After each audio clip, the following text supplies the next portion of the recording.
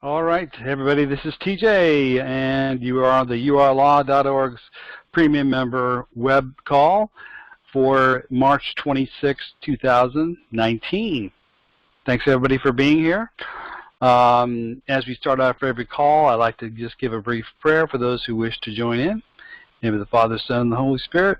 Lord, I thank you for all your blessings, for all the gifts that you've given us to learn from one another, to grow together, and we thank you for this technology that brings us together and gives us the ability to reach a group of people who, many of whom are dealing with the challenges of life, and we hope that you'll continue to bless us with your presence, and we ask for your protection over everyone that's participating in this event. In Jesus' name we pray, amen. All righty. Well, we're going to get into a few additional, I guess I want to kind of get into a little bit of a deeper topic today, and I'll explain that as we go. But we're going to talk a little about the art of words, and because I think that a lot of people miss that when we start talking about our word power program, for example. We tend to forget that sometimes it's a very simple thing. We tend to make it more complicated than it really needs to be. And the reason we make it complicated is because we don't understand it. We've all been raised with a mindset of a style of using words that is just absolutely defective and babble. And you'll see as we go, and you'll probably find out through looking at what we're going to look at today, why so many of you lose when you go to court. And I'm not exempting anybody. I'm not saying anybody's immune, but I'm just saying if you don't know this fundamental game, you'll learn a lot of the time why you lose. And I can tell when I get emails from people that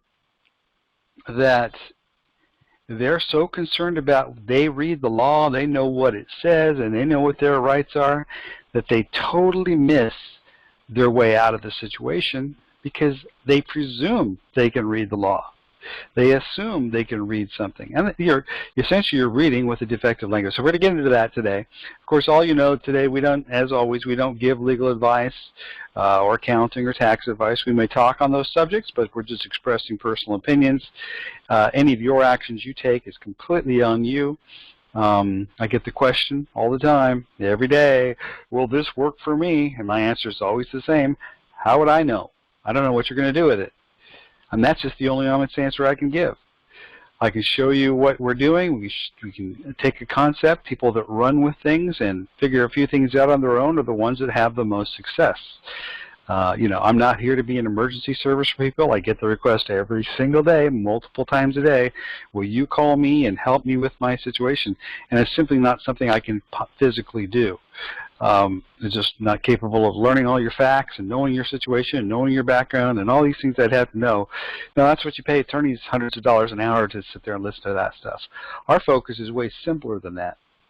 Our focus is on you gaining your remedy and you implementing your remedy. And we try to show you an alternate way to look at the law and the situations that are going on. You'd find out in most cases there is no law. There are no words being used against you, and once you can point out that defect properly, you can win a case, because honestly, you're only assuming you know what they're saying. You're only assuming that piece of paper they gave you that pulled you in, a ticket or a summons or a complaint or an indictment, actually says anything. And what we have to do is try to show you a way to sort of approach that and how to respond, challenging the very words and the nature of the words, and holding that position, because it's actually the easiest position to hold, and they can't force you to understand something. This is why they want to give you an attorney, so he can be your interpreter. But of course the problem with that is then you can't make certain challenges like we talk about, because you have an interpreter, you have no more excuse.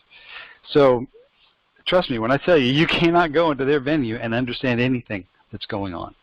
I don't care how smart you think you are, and of course a lot of us think we're pretty smart. I've made that same mistake in the past. But really what we do is we perish for our lack of knowledge. And sometimes our knowledge only needs to be the extent of knowing what we don't know. and then holding that position. So I got a few ideas I wanted to go over with you today in what we'll cover. Of course, always, just for your extra insurance of understanding procedures, make sure you also own a copy of the Self-Help Lawsuit course, which is available at urlaw.org/JD. That's our website, /JD. And there's also links to it on the premium member page. I got a couple of messages from support. Now, remember how our support system works. If you want to communicate with me, on the premium member page, it tells you how to send either a Telegram message using the telegram.org app, or you can just do it online. It's free, but you have to connect with us. Or two, that's the fastest way to get a question answered, because I check that and I just do quick responses to short questions. We also have the our Protonmail, which is our secure email system, and that's, again, just for me. I don't deal with your credit card, your PayPal, your login IDs, none of that. I don't deal with it. So don't send that stuff to me. You want to ask a question about some class questions? That's what it's for. We have somebody else that handles the website and the logins and the IDs. I don't deal with that. If I did that, I'd be literally not be doing anything to help you. So don't ask me those questions. And if you don't ask those questions of the support person, she doesn't know anything about the law or about what we're teaching or anything else. She doesn't even know where the content is. She just knows how to handle username, passwords, that sort of thing. Also know this about our system. We don't see your credit card information. This is why we use PayPal exclusively. It's a very good, secure relationship.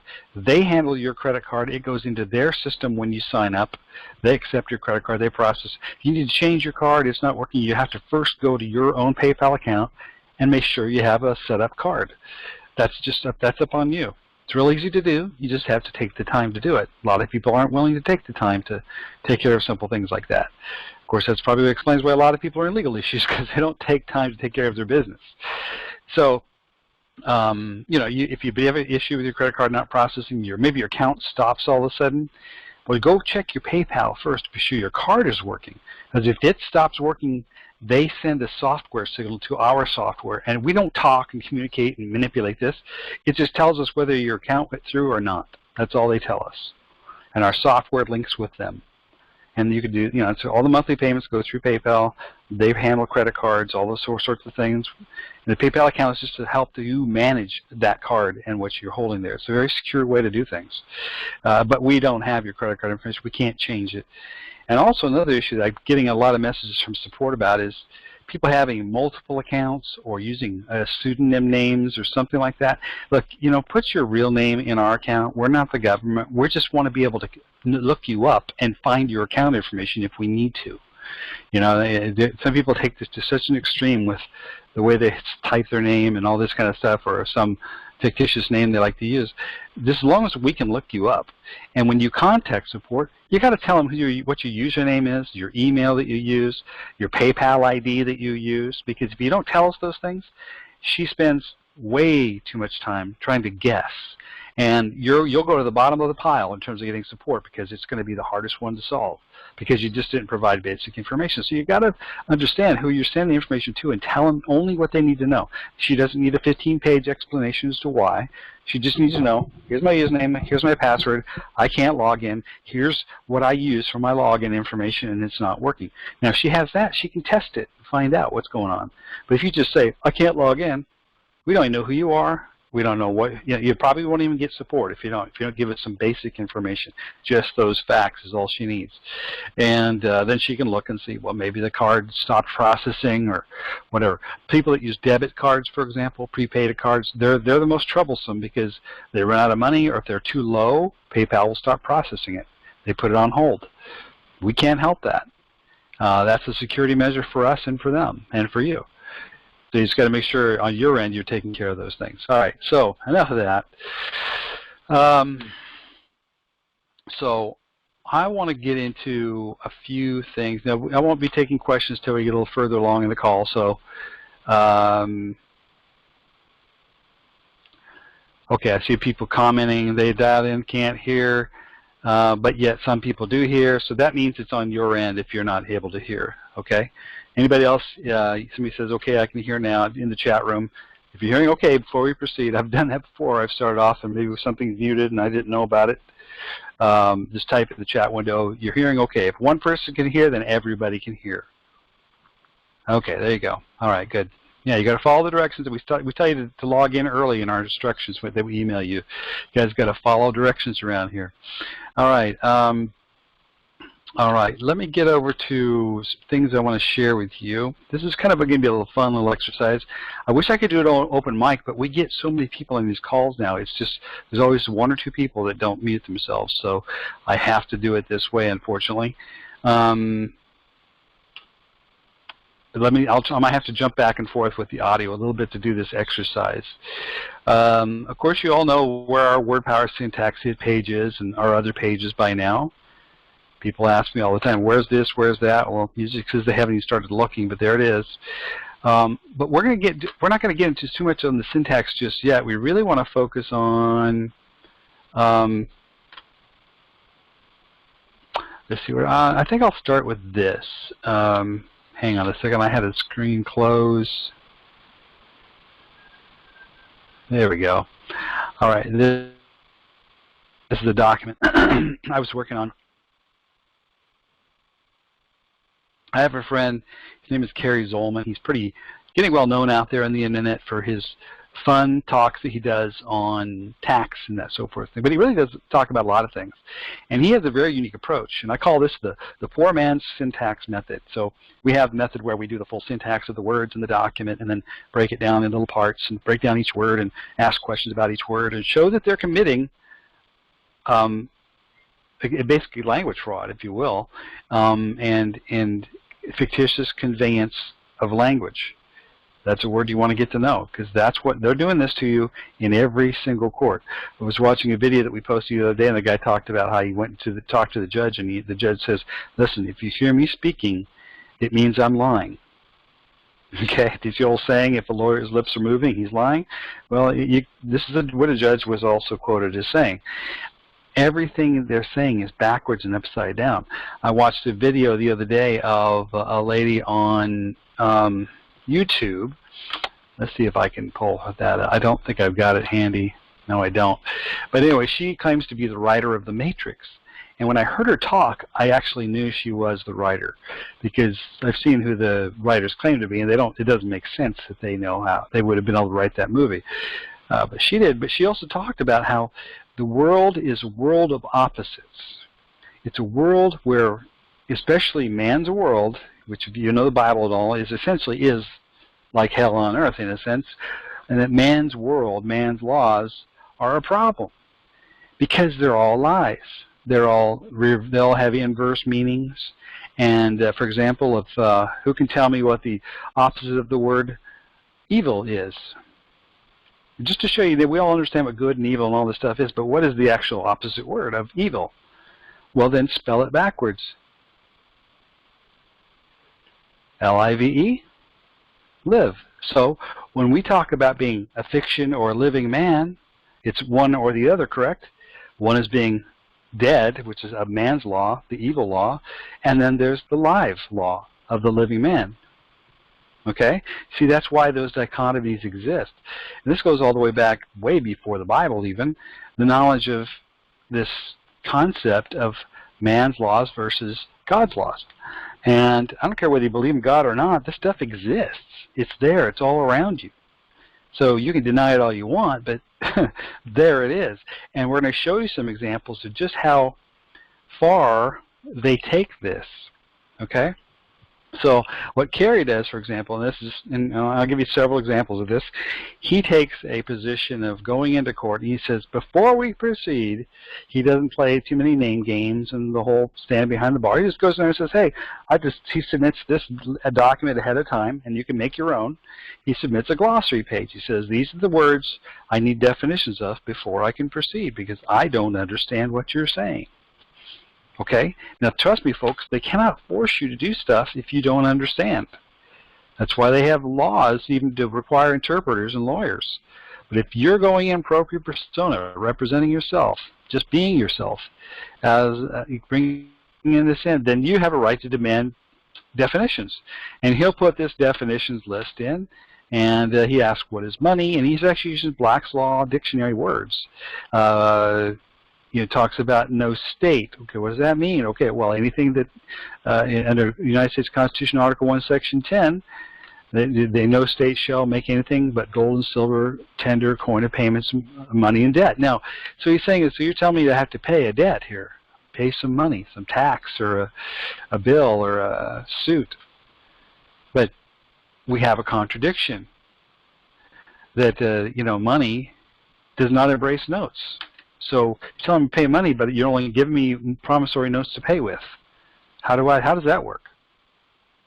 You see, you just play with it, learn a few of these words, you'll find out that you really can't proceed with something if the terms don't even make sense. In fact, they're inverse to what you think. They're telling you to pay something with something you don't have. How can they force you to do that? It talks about what is fiat paper. So anyway, he puts all these definitions down, something that's not backed by gold and silver, but they're telling you to use fiat money to pay a debt when the Constitution says nothing but gold and silver can be used to pay a debt. They're putting you in an impossible position. So he starts asking a lot of questions like this. Now, of course, usually they kick this document out and they say, no, you can't use that. And you say, well, then I guess we'll just have to proceed without my knowing the definitions of anything you're saying. Go ahead and ask your questions. And he takes the stand. And he had a situation, I believe he talked about 20 years ago or so, where he was being indicted in a criminal charge in an IRS matter. And they had him for 9 hours before a grand jury trying to get him indicted. He was the only person of all the 14 people apparently that were in this group they were trying to indict. He was the only one that walked away. And it was only because he did one thing. They all got attorneys. They all fought. They said, oh, you look, the IRS says I'm a taxpayer and this, that, and the other thing. They all argued and they all lost. Because the judge has something called judicial discretion. Judicial discretion means he can interpret a word to mean whatever he wants. But what Carrie's coming in and saying is, look, I got a dictionary of words here I want to find, and if I can't have it, then you're going to ask questions, but I can't guarantee I'll understand the words. And so they start asking him questions. They'll say, did you file a statement or a return? And he says, well, what is a statement? He says, well, my statement is your wife is ugly. That's what he said. Now, and I've just now filed it here. Are you saying I haven't filed a statement? Okay, well, what about, no, what do you mean? You should have filed a return. Okay, what's a return? Now, when I go out that door, I assume I'm returning to the hall. Is that the return you're talking about? All these words we use, we take for granted, have multiple meanings. In fact, what I'd like you to do in the chat room is I'd like you to just type a word in the chat room that has many interpretations. You guys can come up, you'll see that I'm telling you the truth because you're going to come up with the words. What is a party? Well, a party is like my daughter has her 12th birthday party. We gave her candles. So I guess that when you asked me, was I a party to this transaction? He said, yeah, we had a good time. We were drinking, all kinds of stuff. It was great. It was a great party.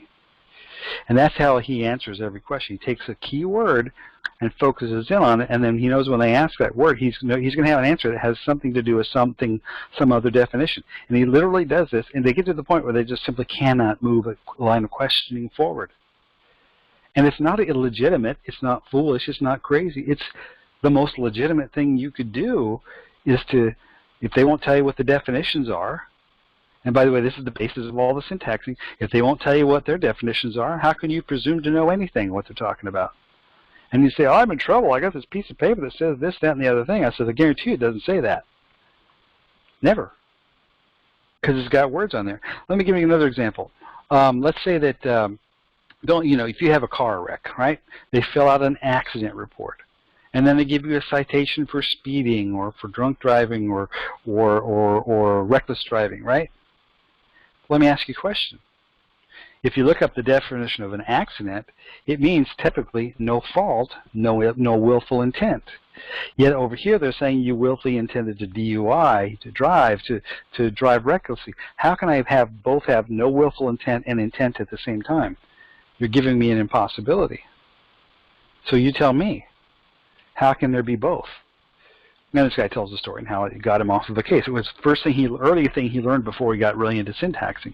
Is just simply learning to key in on one word that has multiple meanings, or might be contradicting what others might think it means. So let's see. We've got some words coming up here, and you guys probably can't see this. Let's see. Person. Okay. Now, it depends. Person is one of those words. Now, by the way, you can all go to Black's Law Dictionary online, and you can start, while we're on this call, if you want, look up some of these words and tell me if you can't find multiple definitions for them. And so when they say, are you the person that did this? Well, that depends on, if you could take a definition of person you found that means nothing to do with the case and say, well, no, I was that person. I was in a play acting as another character. I was that person. And it may not make sense. And Carrie's whole strategy is that it doesn't make sense with what they're asking. What you would think in your brain, presume and assume. Believe me, you never want to assume you know anything what they're talking about.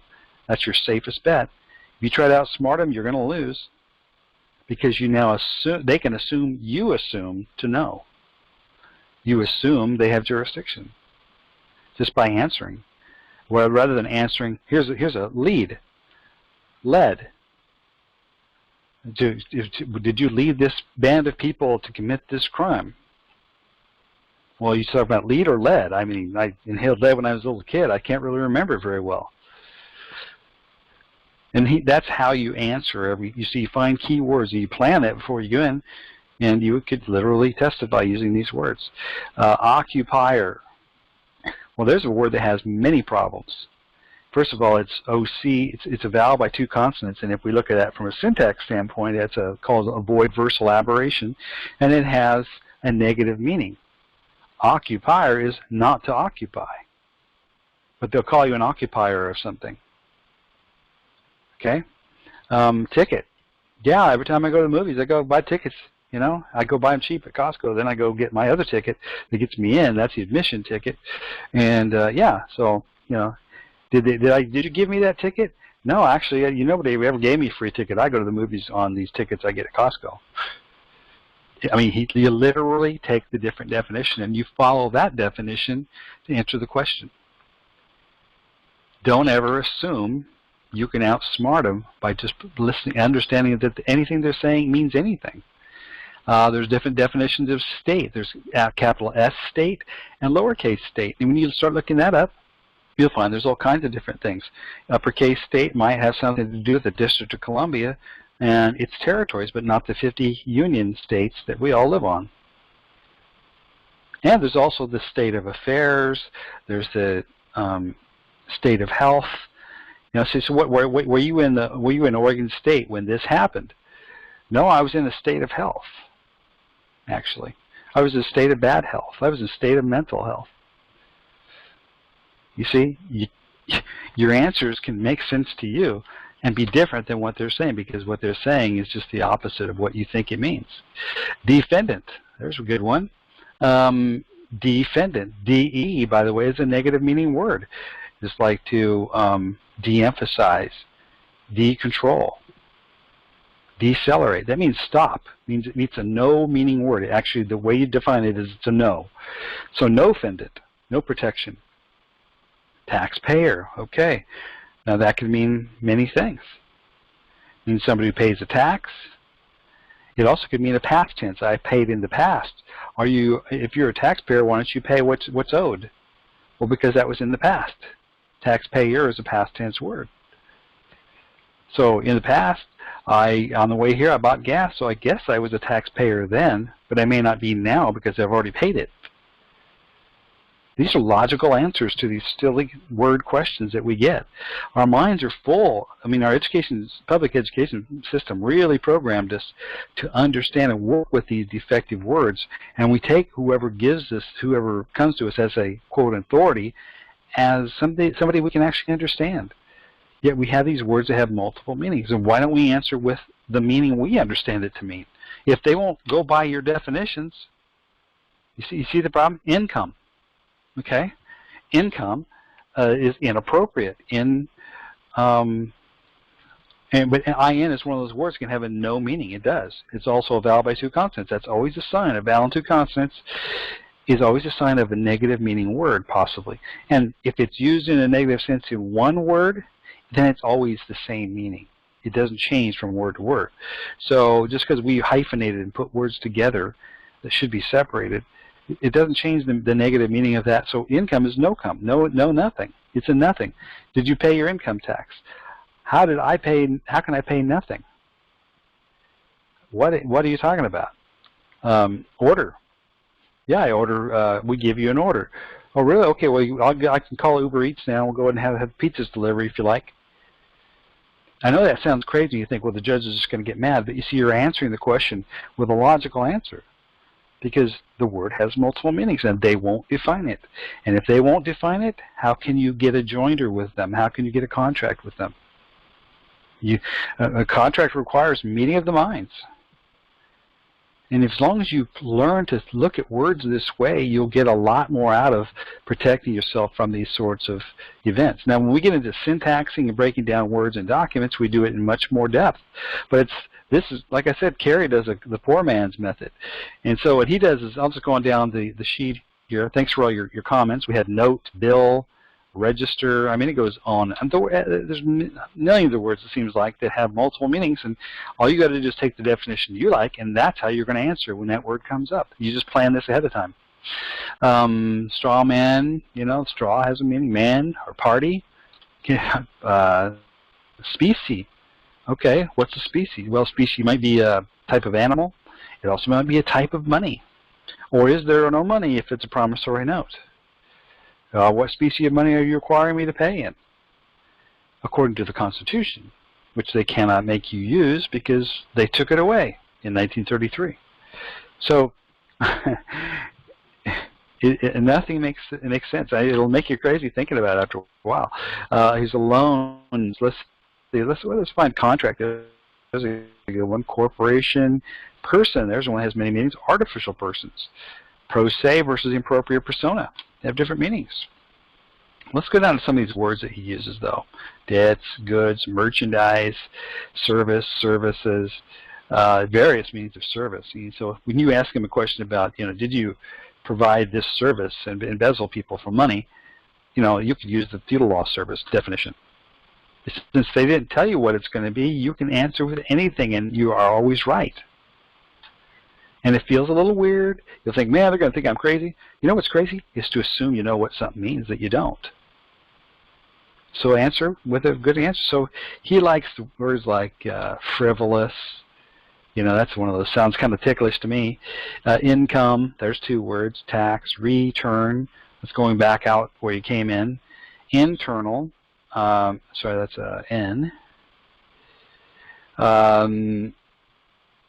How can you do a no-ternal, how can you deal with a no-ternal no venue agency, which is also a no. So it's a no word, Internal Revenue Agency. Or Internal Revenue Service, a no service. That means there's no contract. So you guys are all caught up about all the stuff they're sending you, and you forgot to just look at the first words on the page. Think about that. Hang on just a second.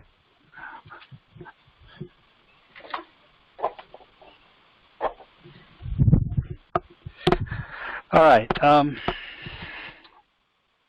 motor vehicle. There's a word you can look up. It's kind of have a lot of fun with, vehicle. If you really put all these words together and trail down all the definitions, you'll find out it has something to do with commercial activity, which probably doesn't involve you. That's assuming you can even read what the statute says. So let's go over here and look at what one of these statutes says. Now, by the way, we could look at the statute multiple ways. And you're all dealing with some statute somewhere, probably. Now, here's one for, people ask the question, can I just write a bond instead of having insurance? And my answer is, I don't know. Can you even understand the law that tells you to? You're asking me to tell you what this stuff says? Sorry. Let's look at this. RCW, requirements as to policy or bond. Requirements, by the way, We're almost into one of those. RE is usually commonly a negative word, so no requirements as to policy or bond. So they're telling you right off the bat you don't need to have a policy or bond. Hey, I just won. And if they ever challenge me in court, I'm going to go in and ask all these questions.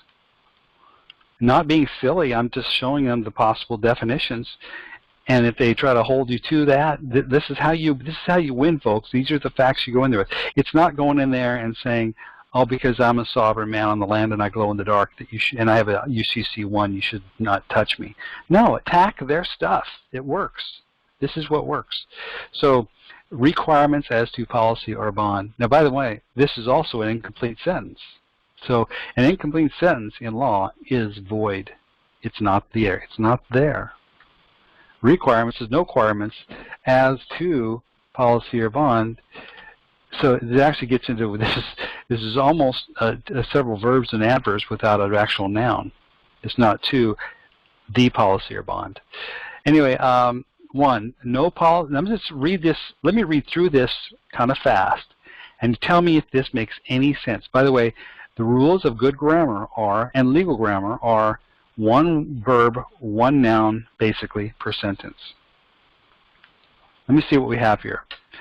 No policy or bond is effective under RCW 46.29.080 unless issued by an insurance company or surety company authorized to do business in this state, except as provided in subsection 2 of this section, nor unless such policy or bond is subject if the accident has resulted in bodily injury or death to a limit exclusive of interest and costs of not less than $25,000 of bodily injury or death of one person in any one accident, and subject to said limit for one person to a limit of not less than $50,000 because of the bodily injury or death of two or more persons in one accident, and if the accident has resulted in injury or destruction of property to a limit of not less than $10,000 because of injury or to destruction of the property of others in any one accident.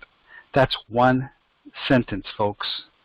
No human being on the planet can tell me what that actually means, because it's not written in any form of proper English. Okay? Then we can go through and let's just look at the negative meaning words, words that cancel out, that are blank words. If you've taken the word power course, you'll get this. No policy or bond is effective, no effective. So already you're into another negative. Unless, unless is a no, unlikely, unnecessary, unless, no less. Issued, there's another double constant by 2000. That probably is another negative word. Insurance, maybe I'm wrong on a few of these, but I only need to be right on one on the entire document to avoid the document. Issued by an insurance, no assurance company. By the way, the most important words you'll see out there in law are common words like insurance, internal, income. They all have those key words. It's a negative meaning, okay, or surety. But if anybody out there want to give me other examples of words that start with IN that have a negative meaning that we just get off the bat? Somebody in the chat room, you can type them in. Insecure, you know, that's a not secure, right? But then insurance, then it must mean no assurance as well. Anybody has examples in the chat room, something that starts with an IN that's an easy one to get that means inference. Well, infraction. Give me a word that when you say it, without any doubt, you know it means no.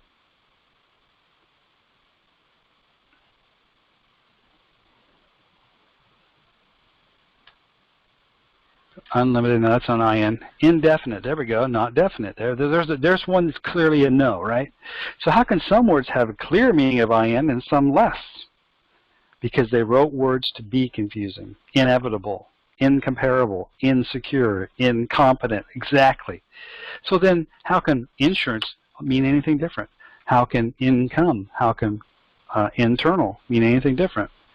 Inappropriate. So there you go, good words, guys, thank you. So that's what I'm talking about. So you can go through there. And by the way, if one word is bad, the whole paragraph, the whole sentence is bad. But it's already bad. We're not even going to get into the adverb, verb, lack of noun, proper verb structure of the sentence. It's just ridiculous, this sentence. You can't even breathe to get to the end of the sentence. You know, you should be able to do a sentence in one breath, for crying out loud. You know, but that's it's basic fundamental grammar. You were taught this stuff, yet You grow up and you say, gee, I don't know anything about the law. I read the laws and I don't understand it. Well, no kidding.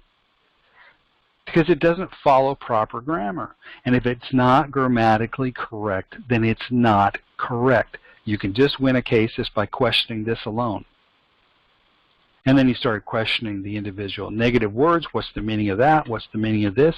I just need to know what these words mean. I'm not coming in here being David-Winn Miller and trying to really go off like you can, but just ask really simple, basic questions, obviously with a document you submitted with these markups on it in advance, saying this is, and you got it, because if you want evidence into evidence, you got to submit it into evidence before you come in. That's a very important key. You can't surprise.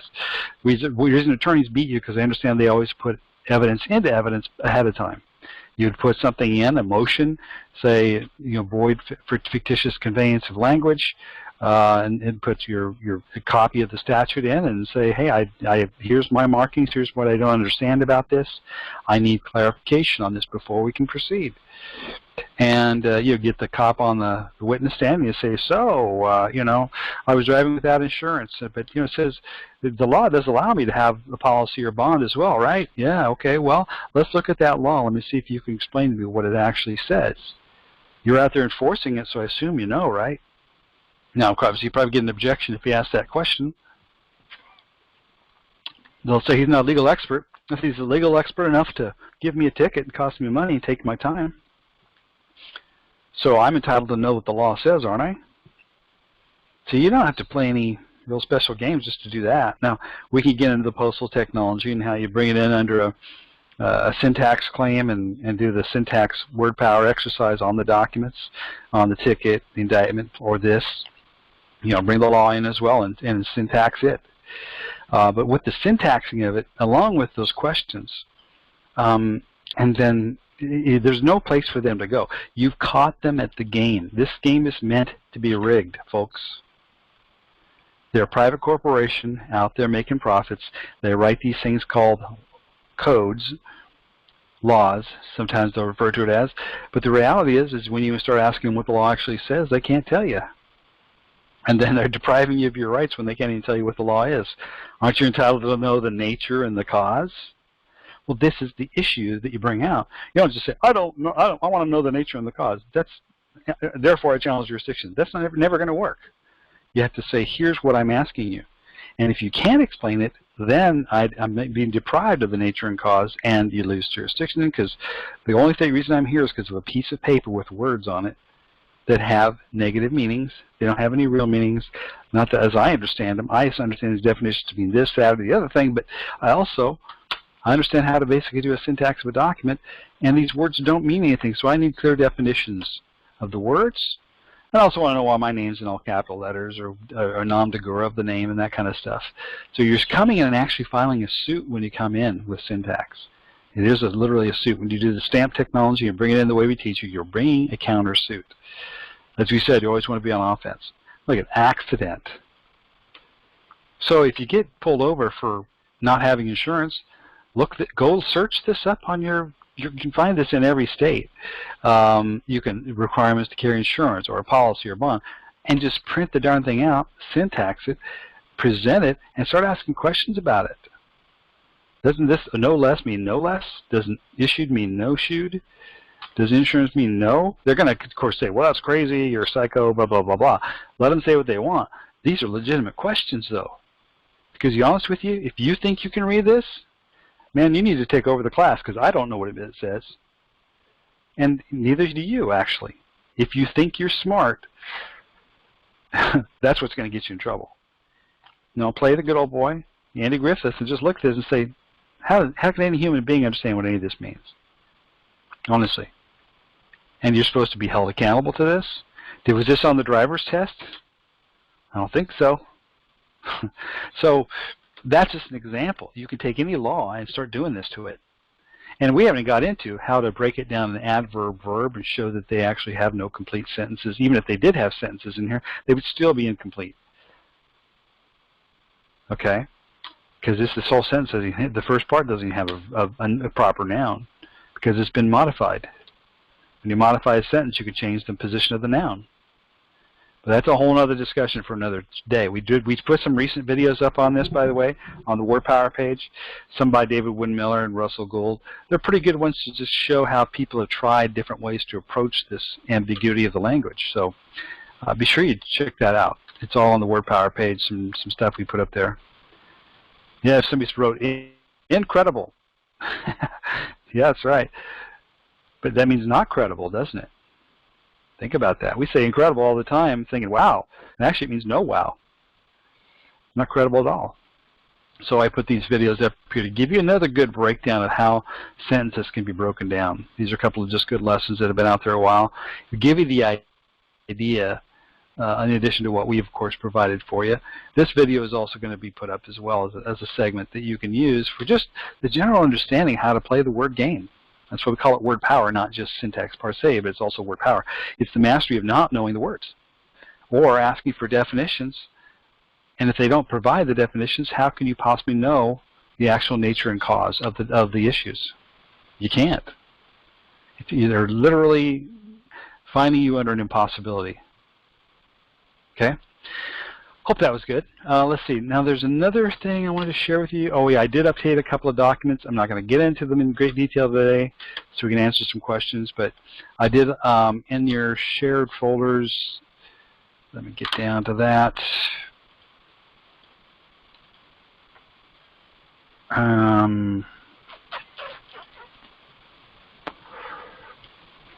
Sorry about that.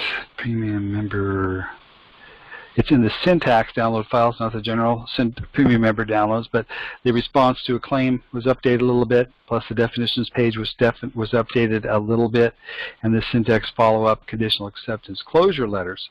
I really want you to take a look, re-look at all these documents. These are documents you can attach to a syntax document. By the way, when I mean attach, I do mean attach. The documents when you send a syntax package with a stamp on it. Let's go back to that. You got to put a stamp on that first page, autograph it with the colon name, the full brick name, thumbprint, all that. That puts a claim on it.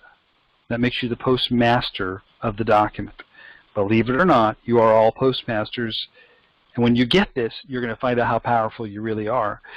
Plus, when you put the document together, your cover pages, the exhibits, which might be their indictment that you syntaxed, plus one of these definitions pages. You got to have a definitions page because we do for them what they don't do for us. We give them definitions of what we're doing and why.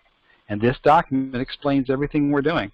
It shows them the adverb verb markings we might put on there. And I just added this section, symbol use with the correction. And like, for example, for some reason that's not showing up there. Well, anyway, that's supposed to be underlined. I don't know why it's not showing up on this screen. But I can fix that really quick. But for whatever reason, you'll see it on your document. That's an underlined symbol. And it means a negative prefix. When I underline words, I'm putting an underline under every negative prefix word. And then I put ND for non-defined terms. Like if you see a little symbol or a barcode or a little coded block, if you look at an IRS document, they got little coded things all over it. Well, what do those words mean? What does that refer to? See, anything that's not referred to is off the page. It's now just voided the contract because it's not there. Okay, a nom de guerre, MDG, I put that next to every place I see a name that's not full or complete. If it's your full upper and lowercase name, properly syntaxed, that's one thing. But if it's just an all capital letter, or your upper and lowercase name with a middle initial, or just your first name and last name, it is not your full correct name. Don't get hung up on the all caps alone. But an MDG next to that, that means that you're identifying you also want the document fixed with the proper name. 2 slashes or a B, you can use either symbol you want, equals boxing.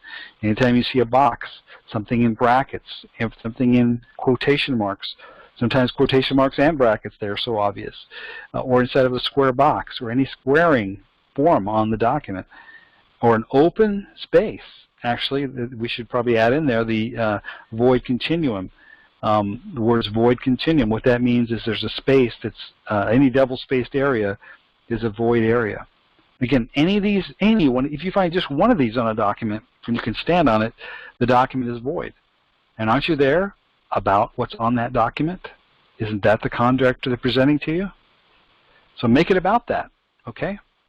So I'm going to put another, I'm just add this here, VC equals void. I hope I spell it. Hang on a second. I'm on a wobbly table today. I'm not even in my office because there's construction going on, so I'm, yeah, there you go. That means equals no contract again. Anytime there's these big old blank double spaces on a document, you see them on mortgage documents all the time. So anyway, that's there, and it's also, this page is also attached to the last page of the original presentment, but I just made this extra copy just for your convenience. That's the initial response cover letter. Then we have the follow-up letter, and sometimes you could actually stylize this letter if you want. Number 3, that's in the list of syntax documents. You could use this as your initial letter, but it's also a good follow-up letter. It's up to you how you and where you want to use these things. I'm not telling you what to use and when. That's not my job. I'm trying to show you some concepts. You insert them based upon your study. You don't wait for me to tell you everything to do. That's not the one either. Okay. Why is it not opening with the right letter? Okay, there we go. Yeah, anyway, it's the third syntax follow-up conditional acceptance. Now, this can be a follow-up, simply coming back saying, hey, I sent you something. If you did a follow-up, do you want to reference the first thing you did? Sure. Hey, on January 31st, I sent you this document. You received it under certified mail number, blah, blah, blah, blah, and it was for this. And then you can continue on with what you're saying. Now you're starting to state terms. You're starting to create a contract. You know, your claim number is the original registered mail number that you created with the original document that you sent them. That stays on every document. And then you go on and you just tell them what you're doing. All right? And this one is kind of stylized for a loan company, which could be just about any type of loan. But go take a look at this. Okay? And it gives you some really interesting questions, aside from just general. So, for example, please provide adequate answers to the questions below. Do blank spaces in the agreement void the continuum of evidence or void any agreement as stated in the paper agreement? This is just plain language questions you can ask. And by the way, if I was going into court, these are the same questions I would ask. These are your going into court questions saying, look, I want to resolve this. We're never there to fight. We're never there in peace. We're never there in anger. I'm sorry, we are there in peace. We're never there in anger. We're never there to fight or go to war. You've got to get that mindset out. You're not there to beat them.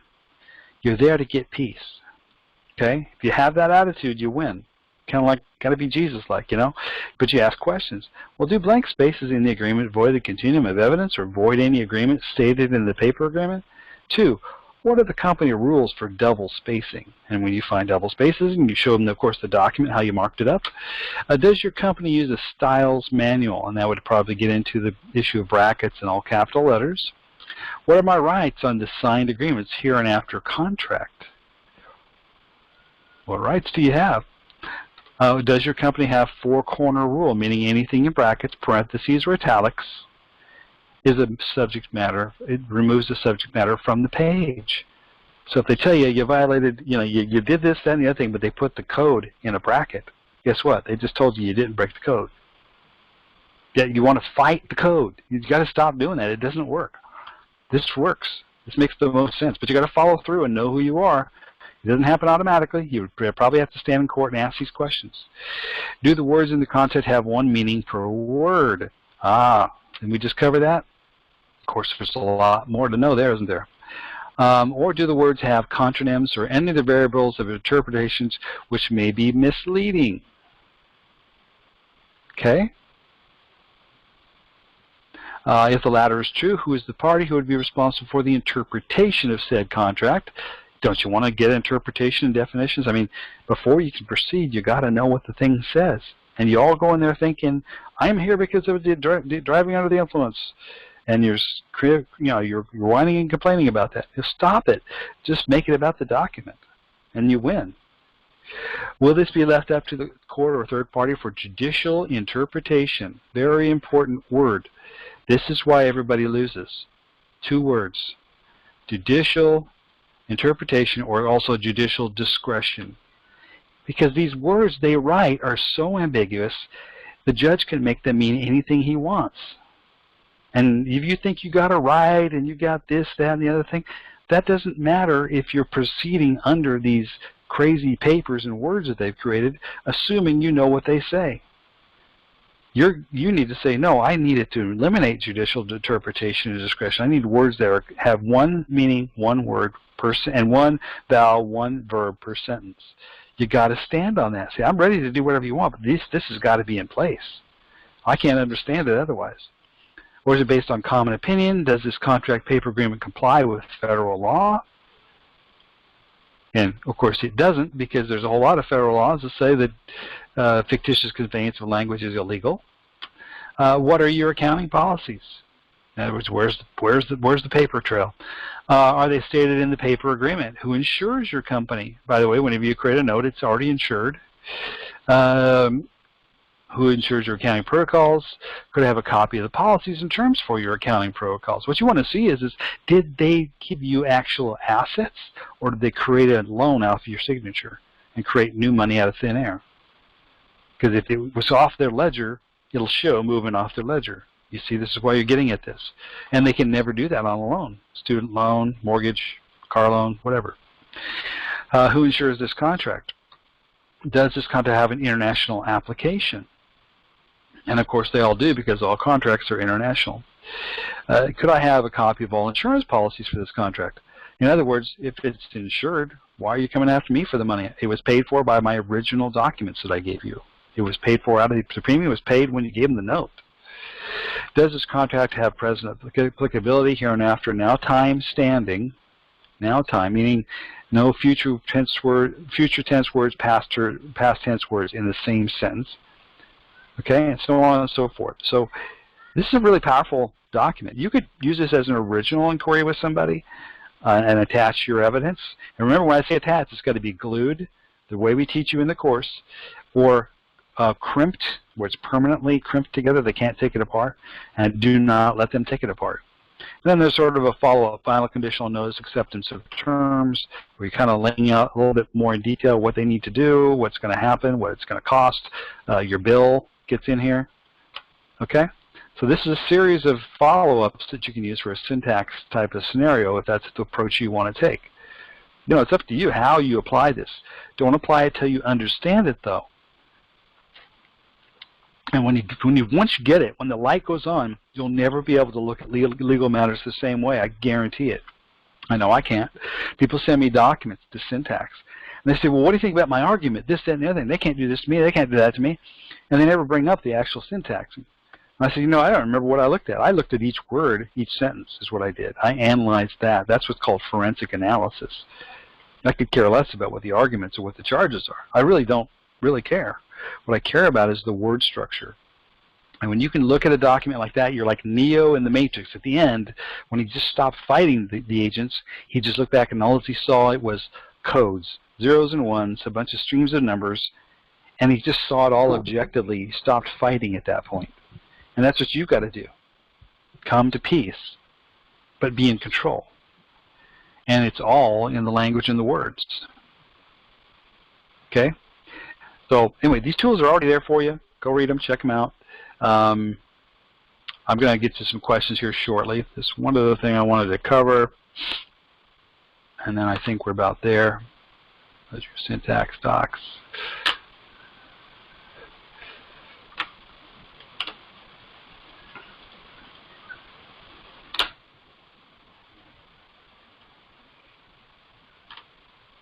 All right, so let's go to any questions popping up. It's all fraud and deception. It is, but you don't never say those words in court or in their papers. You say, I want correction. That's all. I want to know we have a valid contract, and then we will proceed happily. But by asking the right way, you're exposed to everything. Okay? So, that's right. Somebody says, we presume and assume that we know what we're writing about and what the writing does. Of course you don't. Oh, there's another thing I wanted to cover in this example I gave here earlier.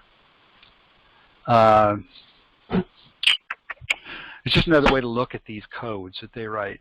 Of course, we covered the negative meaning words, a little bit about adverb, verb, the fact that there's not a proper sentence structure here at all. Oh, yeah. Another easy one to spot when you look at these things is when you were taught in basic grammar school, do you put a future tense word and a past tense word in the same context? You know? No, that's improper. So there again, any sentence that has that in it is a void, valid. It's like putting white out over each of these words. Then what does it say? You take insurance out, then can we even talk about insurance to the judge? See, Judge, I'm not trying to be disrespectful. I'm just trying to understand these words, but these words all have negative meanings. And the other thing is there's also improper grammar here. I'm noticing it, for example,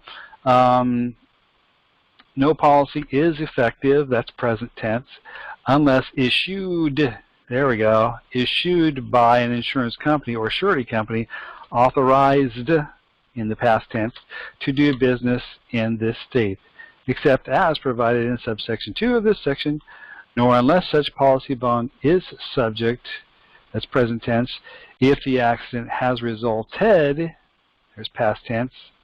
See, things that are in the past are not facts, folks.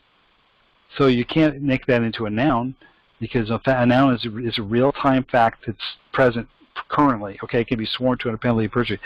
A fact in the past is actually not a fact. It's a memory. Okay? To or death of one person. I found a couple of examples here earlier. Subject to said limit for one person to a limit of not less than $50 because of bodily injury or death. 2 persons has resulted in injury to, 2 could be a future tense. So I'd put an 8 over this section and a 9 over this. To the destruction of property to a limit of not less than $10,000 because of injury to or destruction of property of others in any one accident. So you'll start to, if you start looking for these future and past tense words in the same sentence, or even just a past tense word, quite often is in perfect grammar. I know you're used to saying it that way. I know you're used to looking at words this way, but those words modify the entire sentence to mean nothing. Okay? So there are ways to write this correctly. When we get into proper writing, what's called what's basically called proper now-time writing, we'll talk about how to take a sentence like this and put it into a now-time sentence. You'll probably do this whole thing in 1 or 2 now-time short sentences, and they'll be very short, brief, and very factual, no ambiguities to what they say. Why don't they write that way? Why don't they write these in a way that is not subject to judicial discretion? Because it gives them the advantage to write it this way. And you have no fighting chance arguing as to what this law says. I have a right to it because this and that, bodily injury limit, this is, I can argue all this nonsense. But you can say, wait a minute, this law says nothing. How can you hold it against me? I can't interpret what it means. Are you telling me what it says? Are you telling me that these aren't negative words? Are you telling me that these aren't future and past tense words? Are you telling me that this is a correct sentence structure? No. I'm not arguing that it's not. I'm just asking them to correct it so we can have a contract. We can't have a contract at the end of this case unless they can do it. Otherwise, if they don't give me that, then they need to vacate. Not only dismiss, but vacate the state. That means when you vacate something, you make it go away for good.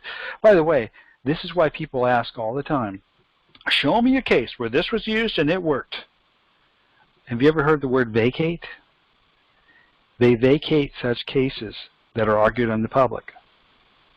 Sometimes they get rid of it, or they'll go ahead and give you a deal where they win a little bit so they don't have to talk about it. And they can actually expunge the record of that kind of information. They can't have people coming there and asking questions about what the actual law says, can they? Try to understand the IRS code. Do the same thing. Or any other code. It doesn't matter what it is. But that one's the biggest, most elaborate scheme of all. But boy, if you violate it, my golly, what are they going to do to you? Well, stop living in fear and just say, what the hell does it even say? It doesn't say anything. And start analyzing, marking, and questioning things that way. And I think it'll give you a whole new, fresh approach. It's really a refreshing way to deal with it. They go, oh, I want to do UCC 1, and I don't want to be in the, I want to be a national, not a U.S. citizen, but guess what? Both of those words have problems. Why would you want to be either one? Play it from the word angle, and I believe that's your best chance of winning in any kind of attack against you. They're coming after you for child support. Let's go after those original documents, the letters that they sent you, and the orders and the bills they send you. Let's see if they actually say anything. It's not about child support. It's about the documents. Okay? And if they don't have a valid contract, they don't have one. And you're not going there and saying, by golly, you can't do that. No, you're going there and saying, I'm a plenipotentiary judge. I have the postal authority of this document, which I've syntaxed, and I have concerns about fictitious conveyance of language, 18 U.S.C. 1001, amongst others, and I'd like this thing corrected. And then we can proceed to settlement. See, if you go in there to settle, there's no argument, right? That's really what you're there to do. I mean, you want to play guilty or not guilty? No. You can't do either one. You can argue, you can simply raise the issues about the words. You'll find that it's all judicial discretion. And if you want to leave it to them, good luck. And then you wonder why you lose. All right. Perish, Hosea 4.6, we perish for a lack of knowledge. But if they do not listen, they perish by the sword and die without knowledge. Here you go, Job 36:12. Just reading off the messages. The sad part is this destroys people's lives. Yes, it does. People have been led to slaughter, spinning their wheels, working their gifts, and wasting time on jobs that were only meant to keep us ignorant. Then it all falls apart in the courts. That's why you don't go play in the courts. If you go there to settle the matter in peace. That's your best shot. You go in there to fight, yeah, that's their game. Judicial discretion. Those are the two words, guys. That's the whole law that's beating you. It's judicial discretion. Because you're trying to argue under words that they can interpret any way they want. Now, we have control when we come in with our questions. What would be an adequate UK alternative to US UC codes? I think you mean UCC or US codes. I don't know what you're referring to. But you'll have to look that up. You go to a law library and ask that question. I'm not from the UK. But I can assure you they do this. This language stuff is going on worldwide. Australia, England, Europe, you know, whatever, anywhere. It's always been that way. It's what keeps the elite in power. We think it's because they have all the money and all the power and the police. Actually, it's because they have control over the dictionaries. Who do you think copyrights these things? This language coding system that you just saw here, this whole thing is actually a code itself. It's written according to a grammatical language code. And I keep forgetting to bring this up, but I have to go back and find it. But it's actually a patented code, which means the way this is structured here, these words are structured here, it's written according to a patented structured code that you couldn't possibly know. And when you read the patented code, guess what? It's also encrypted. So it's double encryption. Take it from somebody who was a military encryption officer. I can tell you this stuff can be done and is done all the time. But they're doing it in the law and using it on you. And of course, if you don't know what the game is, how do you play? So our goal is to not play at all.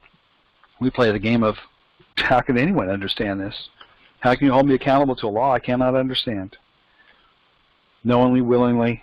You think you understand it, and as soon as you answer a question, this is why they tell you you have the right to remain silent, except to ask questions.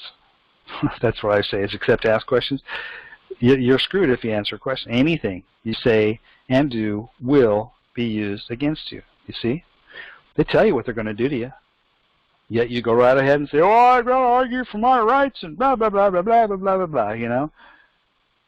All the stuff that people are arguing about, you see on TV, these left and the right, and, you know, this religion against that religion, or this politics against that politics, or even in our world of the if you will, the patriot. I don't even like to call us that because that's not what we're doing. We're enlightenment is what we're seeking. In our world, they're doing the same thing too. They give these alternate choices. They say U.S. citizen, state citizen, national U.S. citizen, all these words that both are alternate meanings, and you say, well, I want to be one of those. And to me, I say, I don't want to be either one. If I need to use it for my benefit, I will. I have no problem with that. But I do not want either one, because you know who gave you the choices? The same people. No, folks, the key is in the words and never really understanding anything they're telling you and questioning these words, just breaking down the grammar. And you do not have to be a grammar expert, but you have to know when you see a defect, what it is, and how to begin to tally up the damage and approach it from that point of view. And our whole word power syntax course, if you haven't been through the whole thing, some of you will not know enough about this to fully grasp this. So you got to go through and do that this week, okay? It's going to take you some time. There's no quick answer. Now, I do some syntax work for people because I can take this and I can break it down and do that for you in a document so that you can at least go in and present it. But then you still have to have enough grasp of the concept to stay on point. Don't get taken off point. You know, when they come in and say, well, you're here for this to enter a plea. Well, sir, don't you have the document before you? There's some serious questions about these documents, which I have presented as the postmaster of that document, which I need answered, because I think actually I'm giving you permission to settle this. You're giving them permission to settle this and dismiss it if there's no answer provided to the inquiries on your documents. Well, blah, blah, blah, blah, blah, blah. Whatever they're saying, it's like that teacher in the Charlie Brown cartoon. You just have to stop listening and keep going down your path. And as aggressively as they might come at you, you have to stay very calm and peaceful. We've heard of people having cops run up and stand in their face and, you know, try to intimidate people. I've seen it myself. I've seen one guy get surrounded by 6 different sheriffs, 6 inches away from him, screaming and yelling at him while he stood there in the middle and just said nothing. And then when they were done, he says, "Are you finished?" You know, I mean, he kept his cool. That's unusual, but it could happen. It's a big theatrical play because they got to get you to start following the plan to win. And if you're even willing to go to jail temporarily, but hold your ground and keep syntaxing every document they give you and sending it back to them, they'll give up on you eventually because they know you figured out the game and they don't want it out in the public. Don't expect them to say, "Aha, you got us. That was a great one. Haha, good job." No, they're gonna challenge you. Sometimes it's very subtle. Sometimes it's a little more aggressive. But, you know, you're not here to go for an easy ride. You're here to win. And sometimes you got to stand up for your rights. That's all. So anyway, that's what I have to say about that. There's so many different things you can do with this one statute, let alone what's in an indictment or a charge or a ticket. So if you want some help with syntaxing, we do offer that as a service. You have to send me the documents. You want syntax, just those documents. I'll give you a quote on that. At least then you have somebody that goes through it, marks it up, gives you enough that you feedback that you know how to move forward with this. And then some of these follow-up documents we have here. Plus I have my own follow-up document I give when I syntax. It's a little bit my favorite special private one. And we can help you with that. So, so somebody's asking a few questions here in the chat room. Unidroid, there's one. There's that UN word, that united states. Even the word United States is a negative meaning word. I don't want to be a United States citizen or the United States of America citizen. I don't want to do either one. But if I had to use that document for my purposes, I can.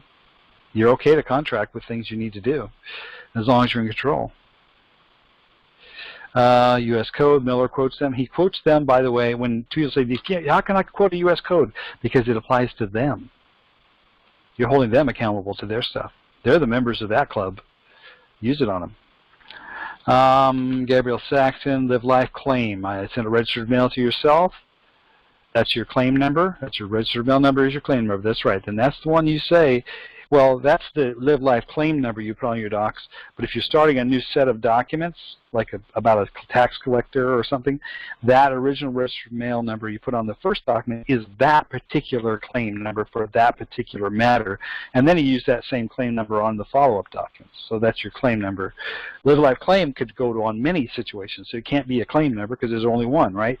But each matter is a claim as well. So that first registered mail number you use to register the claim, you send it to yourself again. Then you send it, take it to the court or whatever. It's got that registered. They can go to the postal system and see if it's registered, which it is, claim number for that particular matter that you're bringing in. And then again, your follow-up documents would reference that claim number. Your live-life claim would have its own number, but you're only referring to the live-life claim as an attachment. And yes, if you have major live-life claim, it should attach it with all of your original packages that go in. That's what's stating who you are. Okay? Hope that makes sense.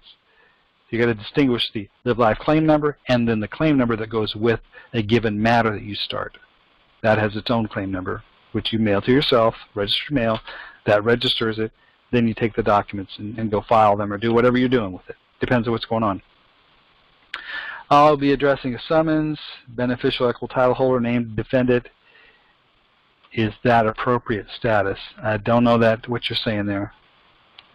Ali. Let's see. Can this be used to void out warrants or probation violations? Well, look at the documents and you tell me. Okay? And then the issue isn't the probation or the warrant. That might be part of the issue. But what's the document that's got you into this? Isn't it a judgment? Maybe that should be also syntaxed. Or what about the laws they quoted attached to that judgment? Maybe they should be syntaxed and put in there as well. That's attacking the issue now that's holding you, if it's after an arrest or after something. So always go to the source first.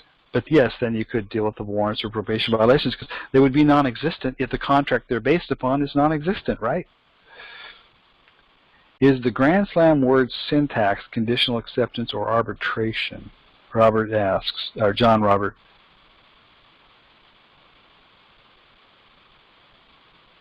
I don't understand the sentence. Is the Grand Slam word syntax conditional acceptance or arbitration? I guess you're asking what's better. It depends on your comfort level of understanding. But basically syntax, when we send our letters out, it is conditional acceptance with the syntax position. So is arbitration. It's a conditional acceptance or administrative process. That's another word for it. It's the remedy is arbitration when you're doing arbitration, but when using syntax, the remedy is just simply attacking the documents.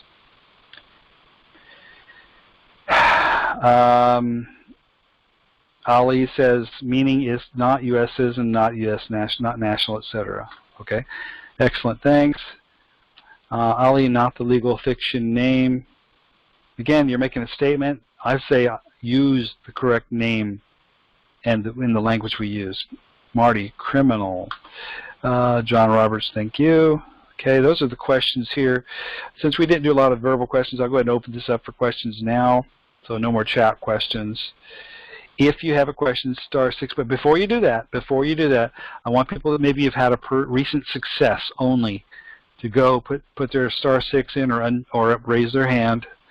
And if you got something you did that kind of seemed to work, we'd like to hear those first. And then we'll open up to general questions.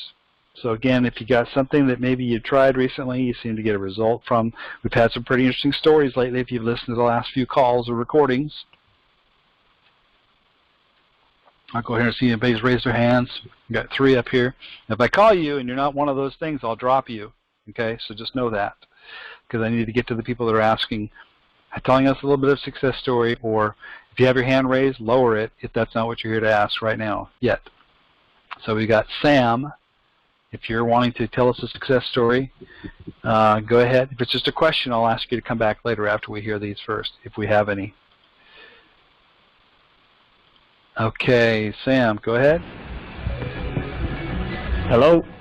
Yeah, go ahead with your success story. Yeah, just we've found an easier process instead of going into court. Basically, issue a power of attorney to the man, go in the court as the attorney in fact, and claim subrogation. Oh yeah, well subrogation is really a good strategy for many situations, for sure. Yeah. And of course, if you've seen our Express the Trust document. No, I haven't seen that yet. Okay, it's basically it's a subrogation, but it gives more clarity to what you're doing, so you can just put it in simple terms. I find that that's also a good way to approach things. Sometimes people say subrogation, the judge will test you to see if you know what you're even saying. So I say, why come in with something less ambiguous then? Express the trust, we call it. Yeah. Okay. Are you from Australia? Yeah. Oh, welcome aboard. Yeah, no, it's all good. I tried to get on for a couple of calls, but yeah. So my friend had a criminal charge, for marijuana or some one of those bullshit ones. So we used that just the other week. It was done in five minutes. Excellent. Excellent. Well, if you ever have a chance to kind of give us an idea how he outlined or how he presented it, you're feel welcome to say that. Yeah, look, it's very easy. He just walked in and said, I'm here as the attorney in fact. Basically, I'm here to settle the matter and claim subrogation rights over the charge, and handed up the 2 documents, which was the endorsed birth certificate, the power of attorney, and then basically said to them, the judge looked at him and told the prosecutor to hand it back to the DPP, and handed the document back and thanked them for coming in. That was it, 5 minutes. Did he say the words dismissal, or just said thank you for coming in, leave, or what? No, he basically just said he didn't. He just said this will be we'll be handing this back to the DPP, which is Department of Public Prosecutions. Okay. Basically, they can't do anything with it, and he thanked them for coming in, and they left. And the prosecutor was like, "These are very serious charges," and he basically got up the prosecutor and said, "Well, I've already spoken and I've given you instruction on what's going to happen. And that's the end of the story. Have a good day." Yeah, it's interesting how they never come right out though and say you won. They just say, "Well, it's on them." I saw this in the federal court too. A guy did the same thing, and he stayed on point. They kept trying to go off to other issues. He says, "Well, I want the court to recognize my right of subrogation." And finally, the 3rd time he said it, the judge says, "Well, let me tell you what, sir." He says, "I'm not going to deny your right of subrogation. I'm not going to deny your religious rights. I'm not going to deny you any of your rights. Mr. Prosecutor, this is on you." He pointed to the prosecutor and pointed to him and said, "This is on you." And that's when he handed it back to him. Yeah, that's right. And that's right. That's what's happening, because all of these it's a liability. So-called crimes are commercial anyway. Well, they're all commercial, but they're also based upon laws that don't exist. Or legislation. Yeah, just rubbish. It's all rubbish. I mean, like you saw the example I showed on screen. Yeah. If you could understand that, you please tell me what it says. But somehow, if I don't have insurance in my car, I did something with that. It doesn't make sense. I mean, there's so many different defects with that one paragraph. Yeah. Well, I just filed a $75 million suit on the largest law firm and liquidation company here. They went to have it all thrown out, I believe, 3 weeks ago, and I went in my capacity as a man, and I didn't give them jurisdiction of the court. I did a bit of a Carl Lentz thing there. I just wanted to test it out because they absolutely ignore common law here in this country. Yeah, same here. They moved the jurisdiction over to equity, which was against my consent, but it was interesting because the judge was asking me permission to do it, and he said I would like to move it into my jurisdiction because I believe it's an equitable matter and I'd like to create an order in equity for it. So I said, well, I didn't allow him at first. I said, no, I won't allow that because the last time I was in your court of equity, it was nothing but collusion and bias, and it didn't serve me. And he was like, well, he was sort of instigating me to say, look, bring it into my court, because it was a judge I've never had before, and I feel like he's going to give some remedy, but they could just be entrapping you, so we'll see what happens. Well, if they ask you, let me tell you the clue I've learned. If they're asking you in that nature, yep, that's an offer and acceptance. You can accept if you say, so long as your offer includes your dismissing the case, something like that, you counteroffer, you're negotiating. And yeah, that's right. I knew it was a contract offer because they're all statutory, contract courts anyway. Yeah, they have to have your permission.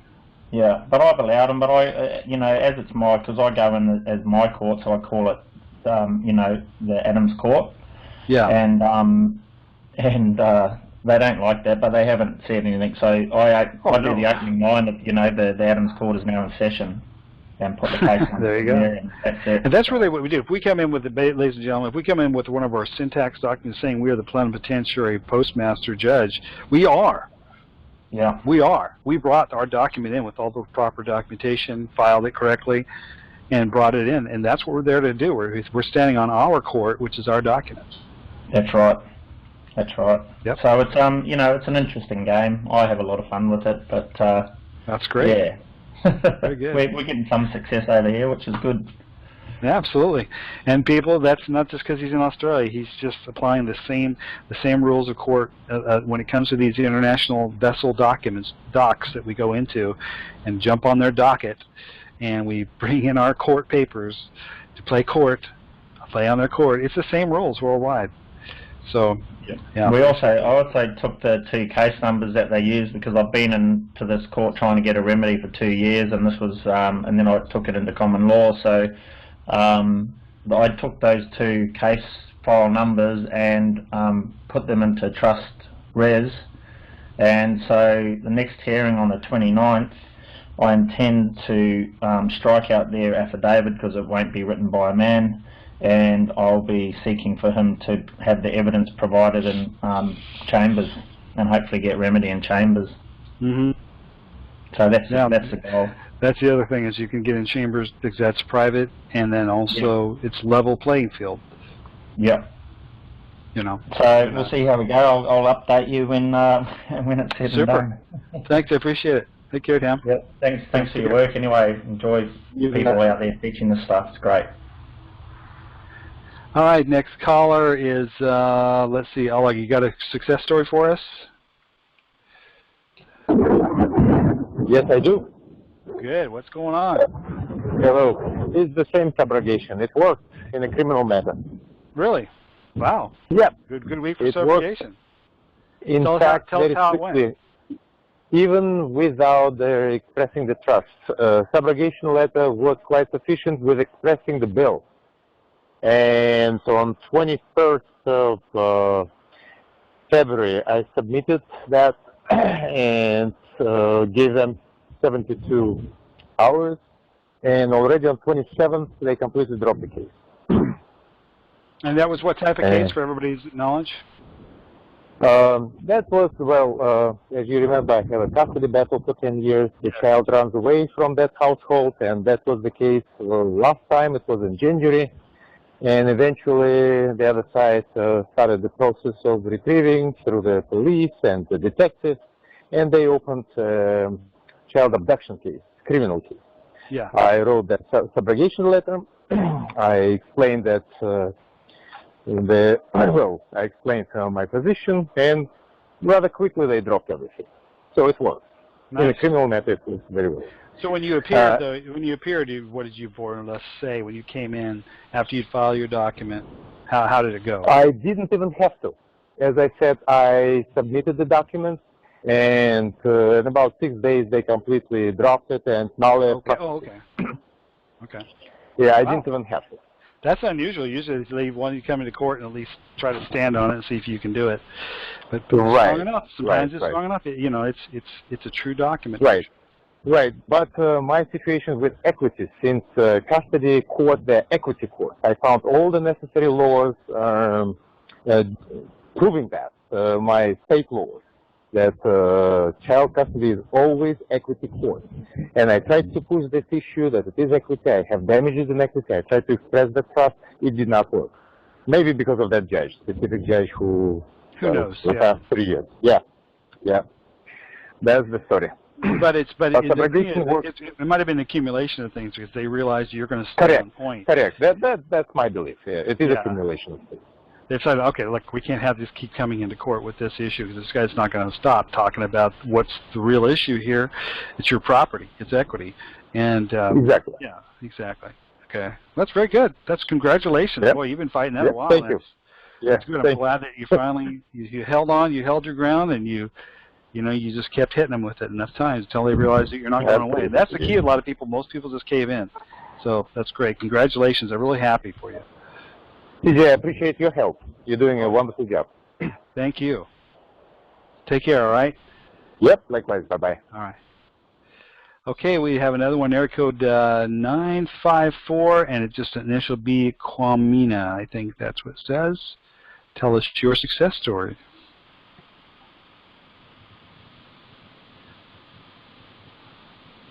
Maybe she's, maybe this person's gotten muted or something. Are you available?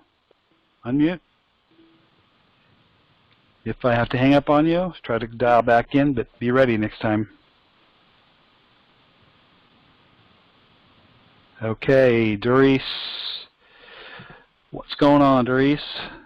Hey, TJ, how you doing? Good, good. How you doing? I'm pretty good. So I think I have a minor success. I'm not really sure what's going on at this point. But about 2 weeks ago, I had the second foreclosure case or whatever, the court date, and I put the express to trust document in maybe about a half week before the court date, and I'm not really sure what happened, but I went in. The courtroom was packed. There was a whole bunch of people in there, and they were calling people up for case management, and which my name should have been called. And my name was called at the very end because it seems like I had been taken off of the case management. Always the end. So, yeah, so, well, but there was still a whole bunch of people in there. They had the case management first, and then they had, I guess, the people that were actually in trial.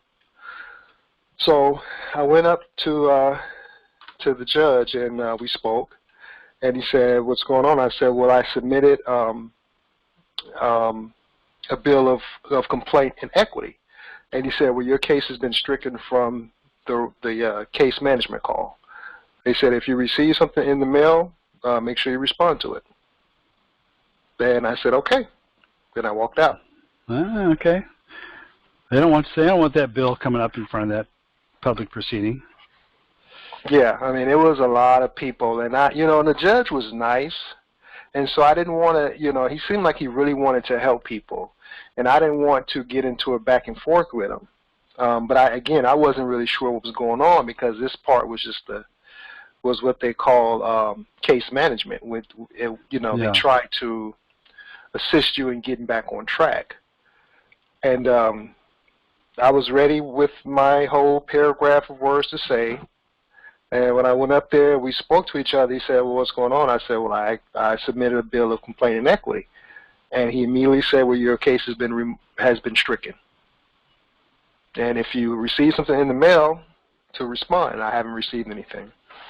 Very good. Well, it sounds to me like stricken, it could mean many things. Again, it's one of those things you can't assume until you see what the offer is, but they certainly are. It sounds good. I mean, it sounds very positive, actually. So, I don't know. Like I said, I don't know what's going on. The only thing I've been checking my mail every day. I guess my next course of action, if I do hear anything, would be to, I think at that point I may send the arbitration document in response to anything that I get. And then I did receive something from the mortgage company, a bill, but nothing from the court or from the attorney. Okay. So. Well, let's see what the court. How long ago was that? Just 2 weeks. Now? 2 weeks ago. 2 weeks. I haven't heard anything, huh? I haven't heard anything, and so I'm wondering because that's a very powerful document, the express to trust. Yeah. And it instructs them to sell all accounts. So I don't know if that is a process that takes time. I'm hoping that that's the case where they are trying to sell the accounts, but I don't know what that entails exactly. Right. You'd never know either because they just, like you say, they just dismiss the case or they discharge the case. That's really the words you'd like to hear because that would be an accounting term. Yeah, it's hard to say. Just keep it a surprise. I don't know. Let's see what happens. Obviously, if they've stricken the case, if that's what he said. Is there any written record? Is there any orders on the docket that you can go look and see? On the docket, it says I can actually, if you give me 5 seconds, I can pull it up and read it exactly what it says.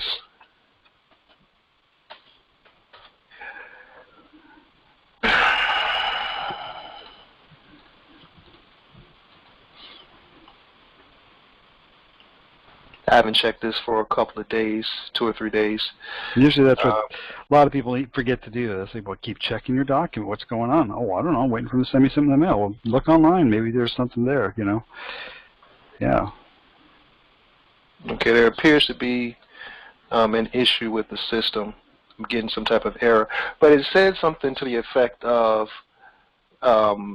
it has been approved to strike this case or something similar. That was the last Let me status. see what it says. When you get it, if you could email me a copy, I'd love to read just the exact way they word it. Okay, yeah, no problem.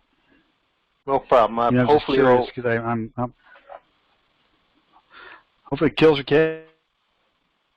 I mean, but they have to give some kind of an order to settle the account, because that's what's going. And certainly if there was no debt due, that'd be a good reason to strike it, right? There's no dispute in dispute. There's no matter before the courts which they can gain jurisdiction over if it's already settled. So it's interesting, though. Do you suspect that, or is it the court's responsibility to settle the account with the mortgage company? The mortgage company brought a charge on a contract to the court, and then they summonsed you through that court. So they brought them in to settle the accounts. Okay? That's what they're asking the court to do. It's not about the mortgage. It's about now they've brought this bond of some value in, and they're asking the court to settle it, get a judgment, and then collect through the court for that debt. Well, if you've already settled it, you put essentially like putting a bond up, saying, "I have bonded this whole thing. There's nothing in dispute now." The court loses jurisdiction. So if they've expressed the trust and taken in the accounting, that it goes into effect when a document is put on deposit. Put on deposit. Listen to those words. Their document is something of value, and then you've put something on deposit saying, "Hey, I authorize you to take any securities that exist in those accounts to go ahead and use those to settle the accounts." There's no choice but to do that. Right. It's like saying, "I got the money in the account. Here's my payment, but you won't take it." Well, they created money and insurance when they created that mortgage, and then when they opened that court case, they created even more securities in your name.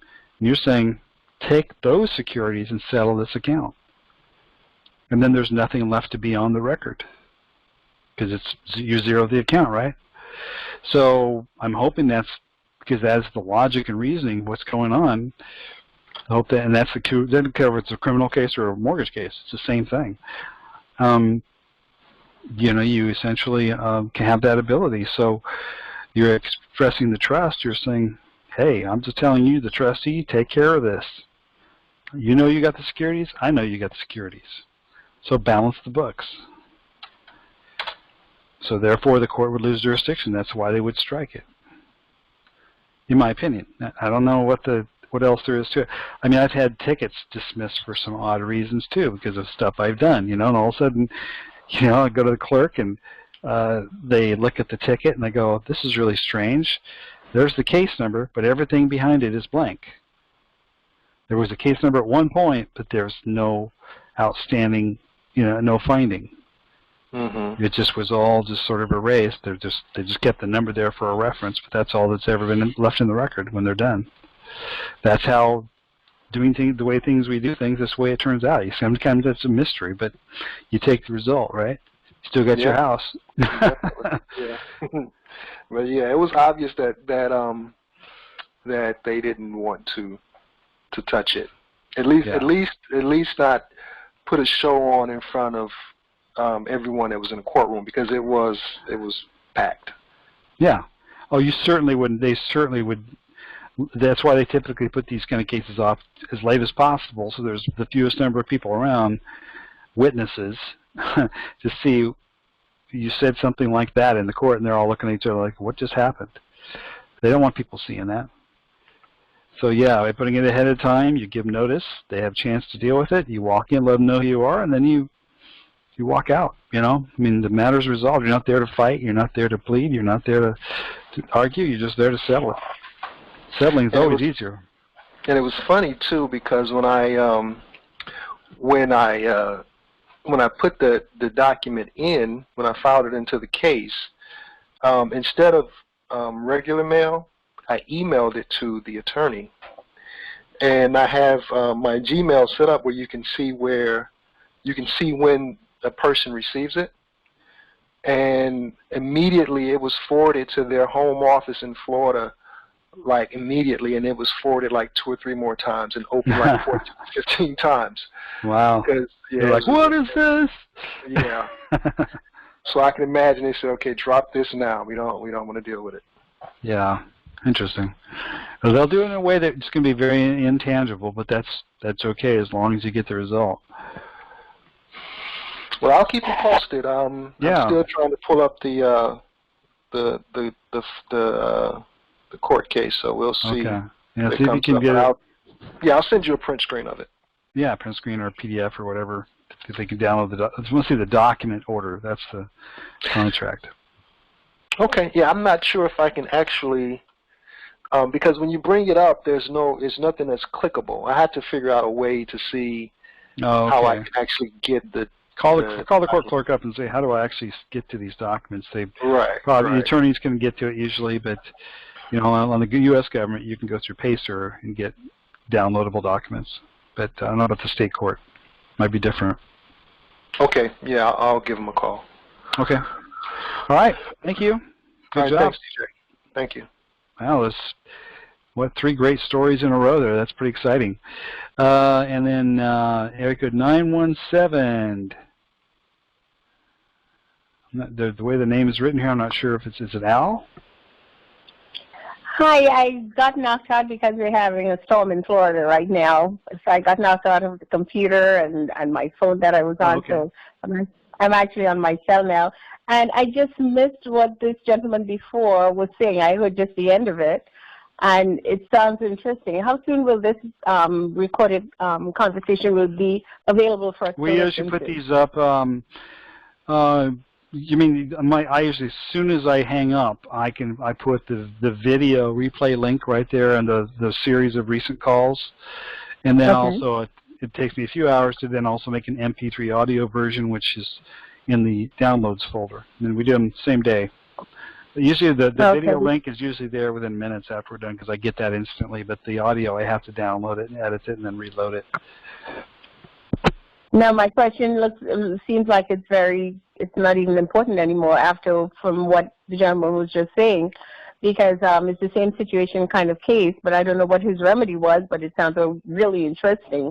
My simple question was foreclosure complaint, and of course it's all in caps. My name is all caps, and I did not sign a mortgage that was in caps or anything in caps. So I know how to address it a little bit better now, so I will wait for the recording to listen to what you have to say. And let me ask you a question. Are you in a judicial or non-judicial state, or do you know? Judicial. Okay. So he was a judicial state because they were suing in court, so therefore you have the court remedy for he did what's called express the trust. We'll go look at that in our documents. I think that's in the start folder documents for expressing the trust, and read it. Just read it. It's pretty straightforward. Definitely, I will. Thank you so much. I hope I can call you and say the same thing he said. Absolutely. My case is tricky. I want everybody. That's why I'm making everybody with success stories get up on first, because then we can you learn a lot from what happens with these, and hopefully it answers others' questions. Okay, so I don't see any other new hands raised in the queue at the moment. So anybody else have the question? *6 to raise your hand, or click your mic button on your screen if you're online. Got a few more minutes here. We can take questions if you have them. Hopefully, just by what you learned tonight, you can see that there really are remedies that work. And they don't work automatically all the time the same way. And I get the question all the time, will this work for me? And my answer is always the same. I have no idea. I don't know your circumstances, don't know what you've been doing. I don't know if you've pissed off a judge. I don't know if you're going to go in and what you're going to go in and say, if you're going to get off track, you're going to be belligerent, you're going to be peaceful. And they do find a way. Peaceful is always the best approach. But whatever it is. Anyway, here's another question coming in. I'll take this one. Rashan? Hey, TJ, how you doing? Good. How are you? Good. I'm got another situation where I said that I was wondering if these particular packets of where we put together our syntax and then life of claim, is there a folder where we can look at and see how to put it together all in one and then submit it? There's nothing, no, because it's not that complicated. It's just you just stack them, you know, cover letter, the syntax document, the definitions page has got to be in there somewhere. It's not that complicated. And if you get any other exhibits, you know, again, they just have to be, the only thing you need to know is how to crimp them together. That's the only high-tech part. Okay. You can glue them. You know, we've talked about that before. You can just glue the left corner of them all together and crimp it for, you know, until it dries. That's sufficient. But if they're not bound together, they're separate. That means the four corners rule is broken for each document. They're no longer one document. All you're trying to do is make sure when it goes in, it's one document. I have the little brass rings I bought with a little crimping tool, and I can crimp the upper corner. You know, but obviously it's evidence. Everything you put in there is a piece. It's got to be one document, and it's the complete document. You know, it's after you first you send it out, then you know you may do some follow-ups, then you put that whole complete document into court if you're doing something like that. It just depends on how and who you're sending it to, but it's got to be a complete contract when it goes, especially if it goes to court, if you're going to use it in court. Okay. One document. So the cover letter, then the syntax document, and then the definitions. Right, and then if you have exhibits, if you have maybe additional exhibits, you know, whatever. Okay. Just to make sure it makes sense and it's in order and clear. Okay. Probably not going to be much more than that. Okay. In the cover letter, you just basically stating the jurisdiction and where you send it to in the cover letter. Well, the cover letters, we have several different examples, depending on the circumstances. If you're sending it to an individual, you're sending it to a court. If it's a court, you might have to put a court header on it. I mean, you got to make these documents fit the scenario you're putting them into. All we're doing is giving you some basic idea of some of the wording, what your argument is going to be. But how you format it and put it in there, I don't know. You know, every situation's different. Yeah. You know, if I'm sending it to some child support agency versus a court, or it might be a little different, you know, right. And at what phase am I at in that situation? But okay, so it works for different types of scenarios. It's a strategy we can use. Sure, I've used it for debt collectors, to scaring lawyers off, to mortgages, to tax agencies, whatever, you know. And then if they kick it all out, then you package it up to be good enough to be a court document. Then there's more rules you got to follow there. Okay. For that particular court. Okay, I got you there. Thank you so much. When you come in, though, with that package and a stamp and a thumbprint and an autograph on it, you're now forming a new court and a new suit when you package it like this. Mm-hmm. And it's a postal jurisdiction suit. Why? Because we send it through ourselves through the post under the flag that's on the document. If you would be a live life claim, that's a good idea to attach that too, of course. You should have one. That's in the training, how to set all that up. But, you know, yeah. And then get it out there, get it sent out, and you know you got to follow through, and then you don't mix arguments.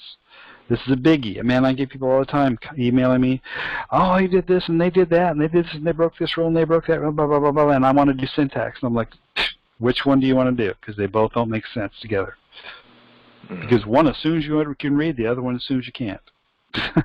It's pretty basic. Okay, so the live life claim that brings up another question. The live life claim, once we do it once, then we can use that indefinitely. Make copies of it. Huh? Yeah, you make copies to use as necessary, front and back. Okay, and then just each one of the cases, then that's what only changes as what we go through.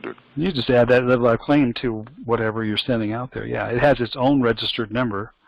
Mm-hmm. But you know, the case has one a claim number, which is the registered mail number you used. So when you first send these documents, the first thing you do is send them to yourself, registered mail, to register them. Then you package them and take them over to the court or to the banker or the attorney or whatever you're doing with them. You know, copies are just copies. There's only one that's that original package that you file, though. Okay. All right, then. Thank you so much. Basically, that's it. Okay. Yeah, all right. Take care. Yeah. All right. It's an email starting with Hurricane 108. I'll take that. Go ahead. Hello, you're on. Hello, yes. Hello, you're on. Hello, yes. Can you hear me? Barely, you're speaking really soft. Speak right into the mic and speak up.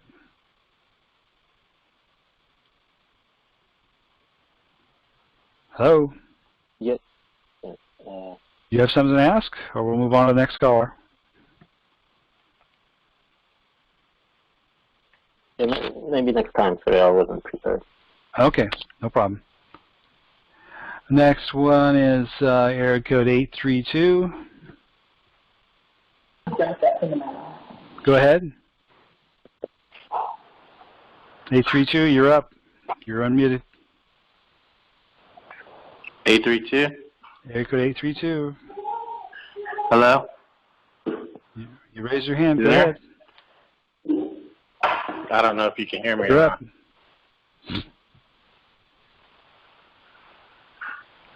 You just faded out there a little bit. Am I there? I don't. My name is You Josh. go ahead. Can you hear me?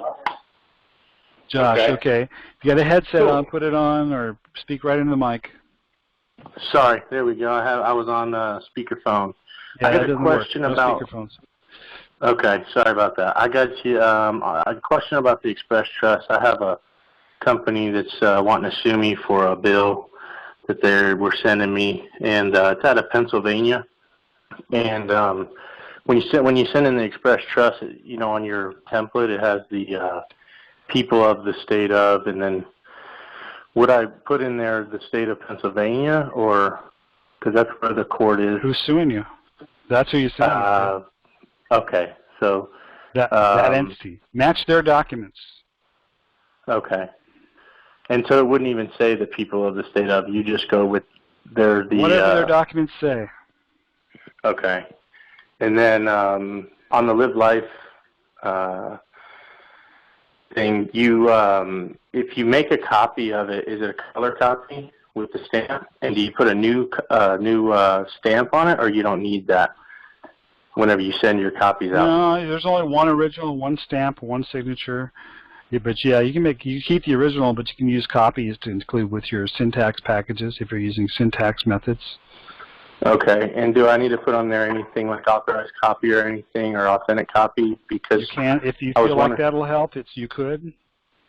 Okay, it's not considered. You have to. There's no have to stuff there. It's your contract, but you know, if you want to make a certified copy or an authorized copy, just use proper syntax. And it's not considered copy.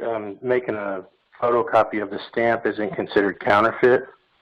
Not if you've canceled it. You took control. You took contract over it. It's your document. You paid for it. Okay, those are the two things I had. I appreciate it. Okay, easy enough. Yep.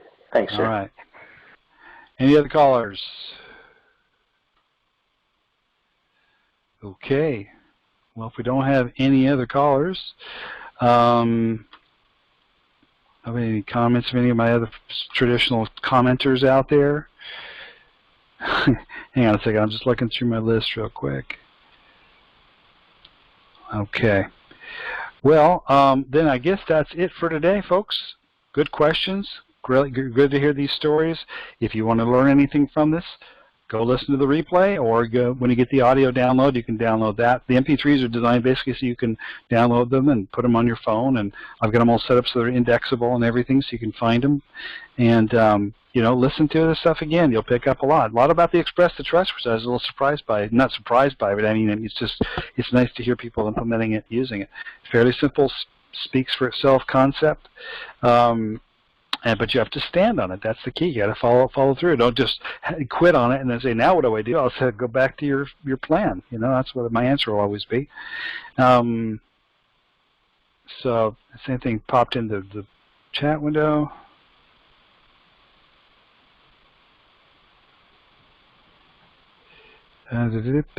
Just reading a couple of chat rooms things.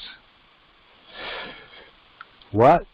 Will that Express to Trust doc work in a case where I'm waiting on declaratory judgment where the bank filed a forged assignment? The judge won't rule on it because I would win my case. It's almost a year now. He moved my case over to a new judge. I don't know, because I don't really know all the circumstances. This is something you do when you're trying to stop the court from moving forward, so you're pretty well into it. You might want to wait and see what's going on there first. With expressing the trust, if it's a response to an original summons by an attorney for their clients, the counterclaim then makes the court the defendant, correct? That's not exactly what it does, but it makes you the beneficiary of the court as the trustee to settle the accounts. It's all about accounting. There is no defendant. Okay, another caller raised their hand. I'll go ahead and grab that. It's Martin. Martin, you're up. Hello? Yeah, go ahead. Oh, okay, you can hear me. I wasn't sure. I'm a disabled veteran, so I'm on a little medication right now, so you have to excuse me. No problem. My question is, I'm about to receive Social Security retirement, and I have a arrears in child support that they're going to start garnishing from my retirement money to the tune of about $800 a month. If I, and I'm new in this process, I've been studying you for about the last 2 months or so, and I do appreciate all your work, and I'm a God-fearing man. But my concern is whether going to the private side would affect my Social Security income check that comes in.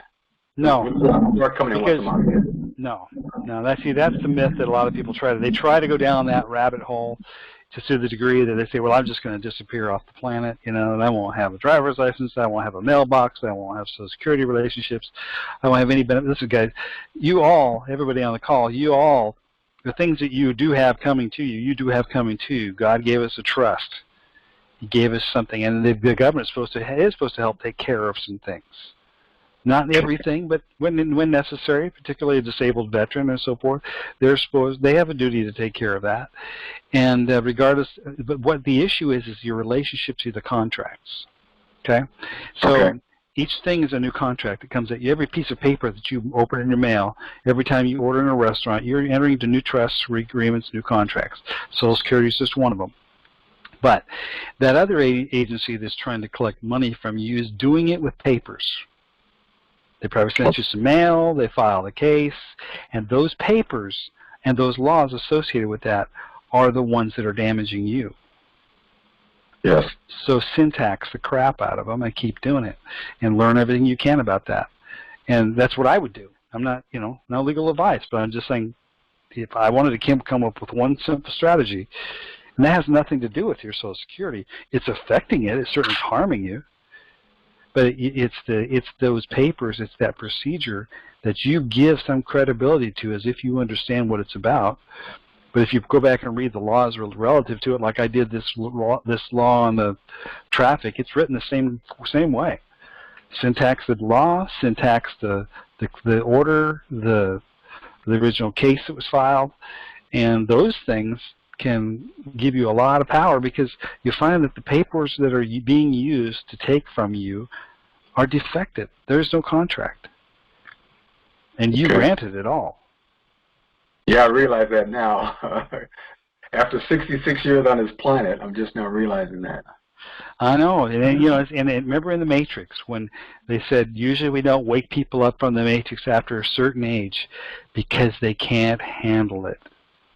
Wow. The Matrix is full of all these messages about what we're doing, and I strongly recommend people watch it a few times and just watch all the messages, and then you actually see the interviews with the lady that wrote the movie. You really understand she was really trying to tell us something, and she understands the law. She's a law professor and a psychology professor, and she's really deep in her understanding of the whole system and the financial system. The Matrix is all about that, and our remedy is to stop fighting within the system and start stepping out of the system and controlling the Matrix itself, and that's the codes, the word codes in the language. You want to make a computer run better, you start by fixing the language code of the computer. Absolutely. Don't just operate the computer. It makes perfect sense, especially lining up with I think about Genesis, and when God sat down Adam, the first thing he claimed or declared to Adam was the law. Absolutely. And it's beautifully how it blends in, and a man can't accept it. You have to be of age and some wisdom. Even some guys may be younger, but I just started the second. I'm using the 3-step administrative process right now, and I'm asking for all the clarity on the contract, etc. I just filed the second letter today, and I believe I give 10 days per, and then the third one is already ready to go. So that's where I'm in the process right now. But I was a little concerned because I got the letter from Social Security about a month ago saying you'll receive your Social Security quote unquote benefits, but they won't begin. They will be garnished due to your child arrears case. That's apparently still pending, and they're going to take out close to $800 a month. So you really tackle that darn thing, that order that's causing it. Go to the seed of the tree that's causing the issue, and it's that order, it's that arrangement with that child support situation it's got to be defective. It must be. I mean, they're never not. Yeah. Starting with the name that's on the document, with even the name who's on the top of the document, everything. And the fact that I was in the Air Force, married overseas in another country under different religious laws, but yet when we get back here, the state took over in California here and filed for the divorce while I'm away on a mission. Anyway, I'm not going to get into my own personal deal, but but it's unfortunately it's a common story. Yeah, I bet. Now, I just want to make sure I'm in line up and how your teaching is going. If after the third letter, they just nix me off like, oh, this is some guy from California looking for his money or looking for a way out, I was going to go into the arbitration process path. Is that congruent to the way you're teaching? Well, you're saying you're doing an administrative process. I assume that's something, just a general administrative process. Is it doing? Yeah, it's a 3-step. Yeah. I downloaded your 3-step administrative process where you're saying, hey, I'm willing to accept, the financial bill if there is one, but I need the following things first, and it really puts them on. You need an affidavit. You need so many documents, the contract where I signed. So you kind of put them on notice. The first letter went out, like I said, 2 weeks ago. No response. I gave them actually 12 days. The second letter went out today, and I already had a third one downloaded from the site. But I'm just looking forward, and like you're talking about having a plan. Is your basis for your plan the syntaxing method? Well, yes, I'm just now learning that syntax, and then I'm very confused right now. Oh, no. It's okay. You're understanding what you're doing. I'm just saying when I take the syntax method, I don't really assume it's still an administrative process. I'm going to send them a first letter and a second and a follow-up, and but in the last one, I showed it here tonight, the third letter, it's got a bill. If somebody doesn't want to pay my bill, then I'm going to have to move to the next level and sue them. And that includes, stopping the collection activity that's based upon laws that are fictitious. You got to the syntax method is catching with their pants down without them knowing you're coming, because the issues you're raising isn't an argument; it's a question of asking for correction, and then asking for remedy, and for a contract. And believe me, you cannot form a contract with these people in Babel English language. Can't do it. Right. They don't want it either, by the way. They want judicial discretion, and they want open-ended agreements that they can control, keep you running in circles. That's the whole system. That's how the whole system works. When we form our final counteroffers, we're forming a hard contract that shows they're committing language fraud and mail fraud. That's what you can go after them for. Okay. But you got to you may just continue with what you're doing, but you maybe continue to look down that path of, gee, well, what does this do to them when we start bringing up this language technology? Right. If there's no words, you're making an argument assuming you know what their law even says, and you don't, and that's why they have judicial discretion to beat you. Yeah, because all they do is send me a bill and say, you know, pay this amount of money or. Where's that bill on it? It doesn't tell you what is required constitutionally to pay with.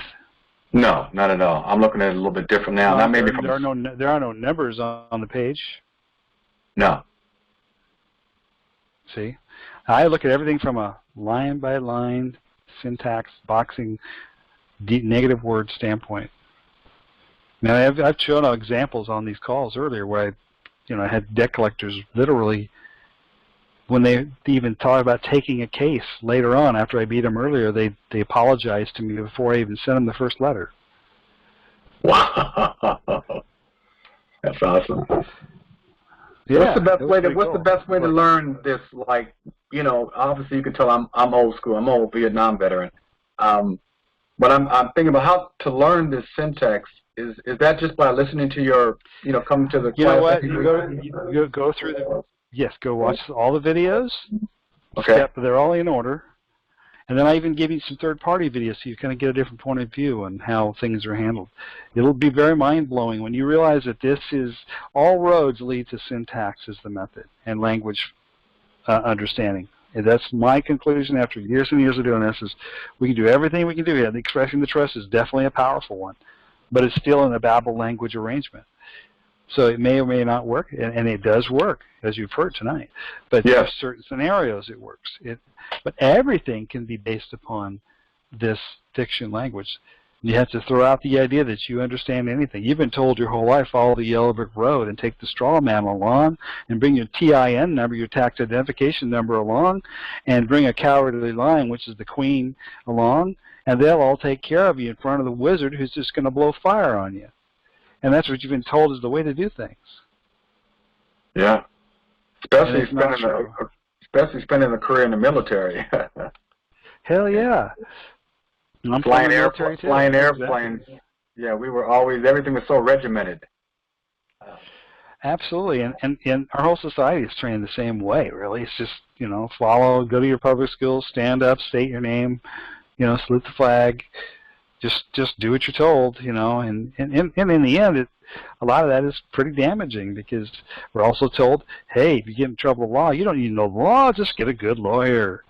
Yeah. That's an oxymoron right there. Yeah. A good attorney, by the way, AT is a negative term, which means no attorney, no protector. Yeah. And then defense is DE. DE is a negative word, means no fence. So you're looking for a no protector for a no fence. And then we wonder why we lose. Wow. Got it? Yeah. It's going to take a while, but like I said, I'm of retirement age right now, so I'm in this right now. I'm in it. Yeah. I'm in it so I can help other people.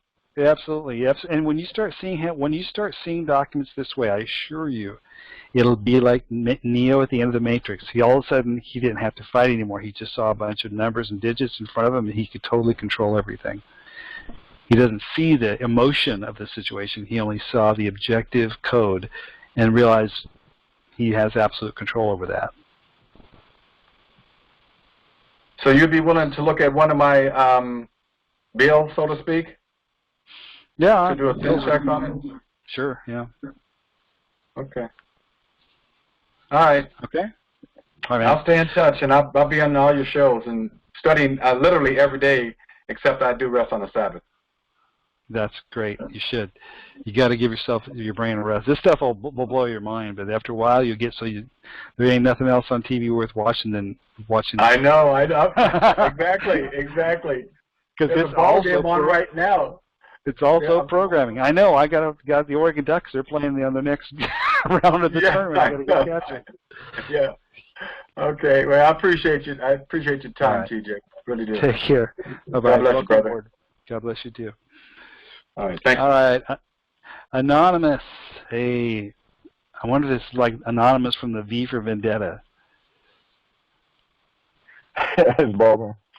Oh, no, the wrong one. Close enough though. You bet you wear a mask sometimes, walking around looking like a V for Vendetta dude, standing on the corner, not moving, just looking at people walk by. Yeah. It's like, how can I Watching help the you world. today? Yep, I understand. Watching the world, helping them out. The Yep. guy from the back. The gentleman that the Air Force guy, I'm chiming in. I was like, wait a minute, what is he was telling me in reference to his child support? They're going to attack his Social Security. Yeah. Syntax is beautiful, it's great. You need to learn that. But the one thing that child support, and you get all flustered with child support, is that nobody ever tells you to file trespass. That's your property. So when they engage on your property, you can file a trespass and copyright copy claim. That way, when you start moving that information back and forth, you can charge them. You can charge the man or woman that's having an equity claim to your property. So somebody that walks on your land, walks on your front yard, and you didn't invite them on there, that's trespass. They hate that because now they know that they're fully liable at that point. So if they don't have proper consent to come on your property, you trespass them. And then at that point, you flip the coin in addition to the syntax, in addition to the copyright, and then you file your claim. They're going to start screaming bloody murder, but you don't stop until you push your claim all the way through. That's how you kill child support. Yeah, I would be interesting, because lately I've been thinking about rewriting some of our documents in what's called in the now time language. And Correct. That's where you simply start off with, for the claim of the child is with the property for the claim of trespass. It's a very odd sounding sentence, but it's a fact sentence. It's 100% factually correct. Very fact. And it forms a contract when you sit down and write it correctly, and that your claim is literally probably 1 or 2 sentences. And that's it. You don't need much. You're right. And once it's in that format, they're caught. They absolutely will flip out when they see that, because that's a contract. That's the only kind of contract there is that's true. Their contracts are not contract, and it forms a contract by their default. And boy, it puts them into a real binding situation if you can get it on the right person. Very, very quickly. Very quickly. Even the attorney, even if there's an attorney, and it's really, really simple, that's an attorney, because 9 times out of 10, it's going to be some kind of support agent or some attorney acting on behalf, depending on if it's a smaller county or not. They hire their local attorneys. It doesn't matter who they and what they are. Once you start attacking the document, you're really attacking them at the same time. But once you start mentioning trespass, don't be surprised they're going to start trying to call you and find out what are you talking about. So you can still use that as well. That's a very powerful word. So you tell them, hopefully you should get yourself a good lawyer when they call you. That's right. Get yourself. That's right. You tell because the seed belongs to the man. So he who creates it owns it. What right does one of your farmhands take your seed, run off, and go down to the local sheriff and tell them that they're going to steal your property and then charge you for it? That's the simplest way I can put that. That's the simplest way I can put it without getting technical. So, that's it. Yeah. It's like they steal your property and charge you for it. That's called ransom, extortion. That's what they're doing. And then they do it with documents that are fictitious conveyance of language and use mail fraud to do it. Correct. And that's beautiful, because that's when your syntax comes into play, and you say, hey, send this back and put it in plain English, or put it in this particular Parse grammar, so I can actually get a line on what you're trying to say to me. How are you trying to communicate to me? And then I need you to define what you're saying. Once you start saying these things, you're basically giving them the middle finger. And that's exactly what you need to do to child support. It's a terrible, terrible section. I see so many men get torn up with that. That's why I chimed in. I love child support.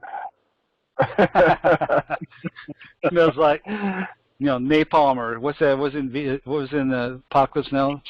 Smells like victory. So anybody on this call, they now know how to beat child support. There you go. All right, that's great. There you go. All right, take care. All right, take care. Bye. All right, Roshan, you're back. I'll bring you up real quick. Hey, DJ? Yeah. DJ? A quick question. What I was wondering is, if we wanted to do a syntax, what's the best way to get it to you? What you do is you can make, first of all, scan it to a very clean, easy to read PDF file. If you can't get me a clean PDF, don't send me anything else first. Just to look at it and say, what would you bid this for doing the syntaxing on it? Mm-hmm. And just let me know that first. Then I can tell you what to do next. Okay. So, I mean, how would we send it? Through email? Or? Yeah, email's fine. Just email it through Protonmail preferred, if you're on that system. Otherwise, to my regular email, tj@urlaw.org. And just say, hey, what would this cost to get syntax? And then give you some direction to where to go from there. Okay, then. Thanks so much. Okay. You have a good evening. Thank you. Take care.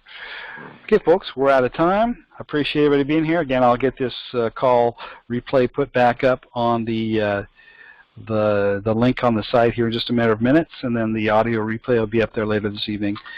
Till next time, thank you, everybody. Very productive call. I appreciate everybody being here.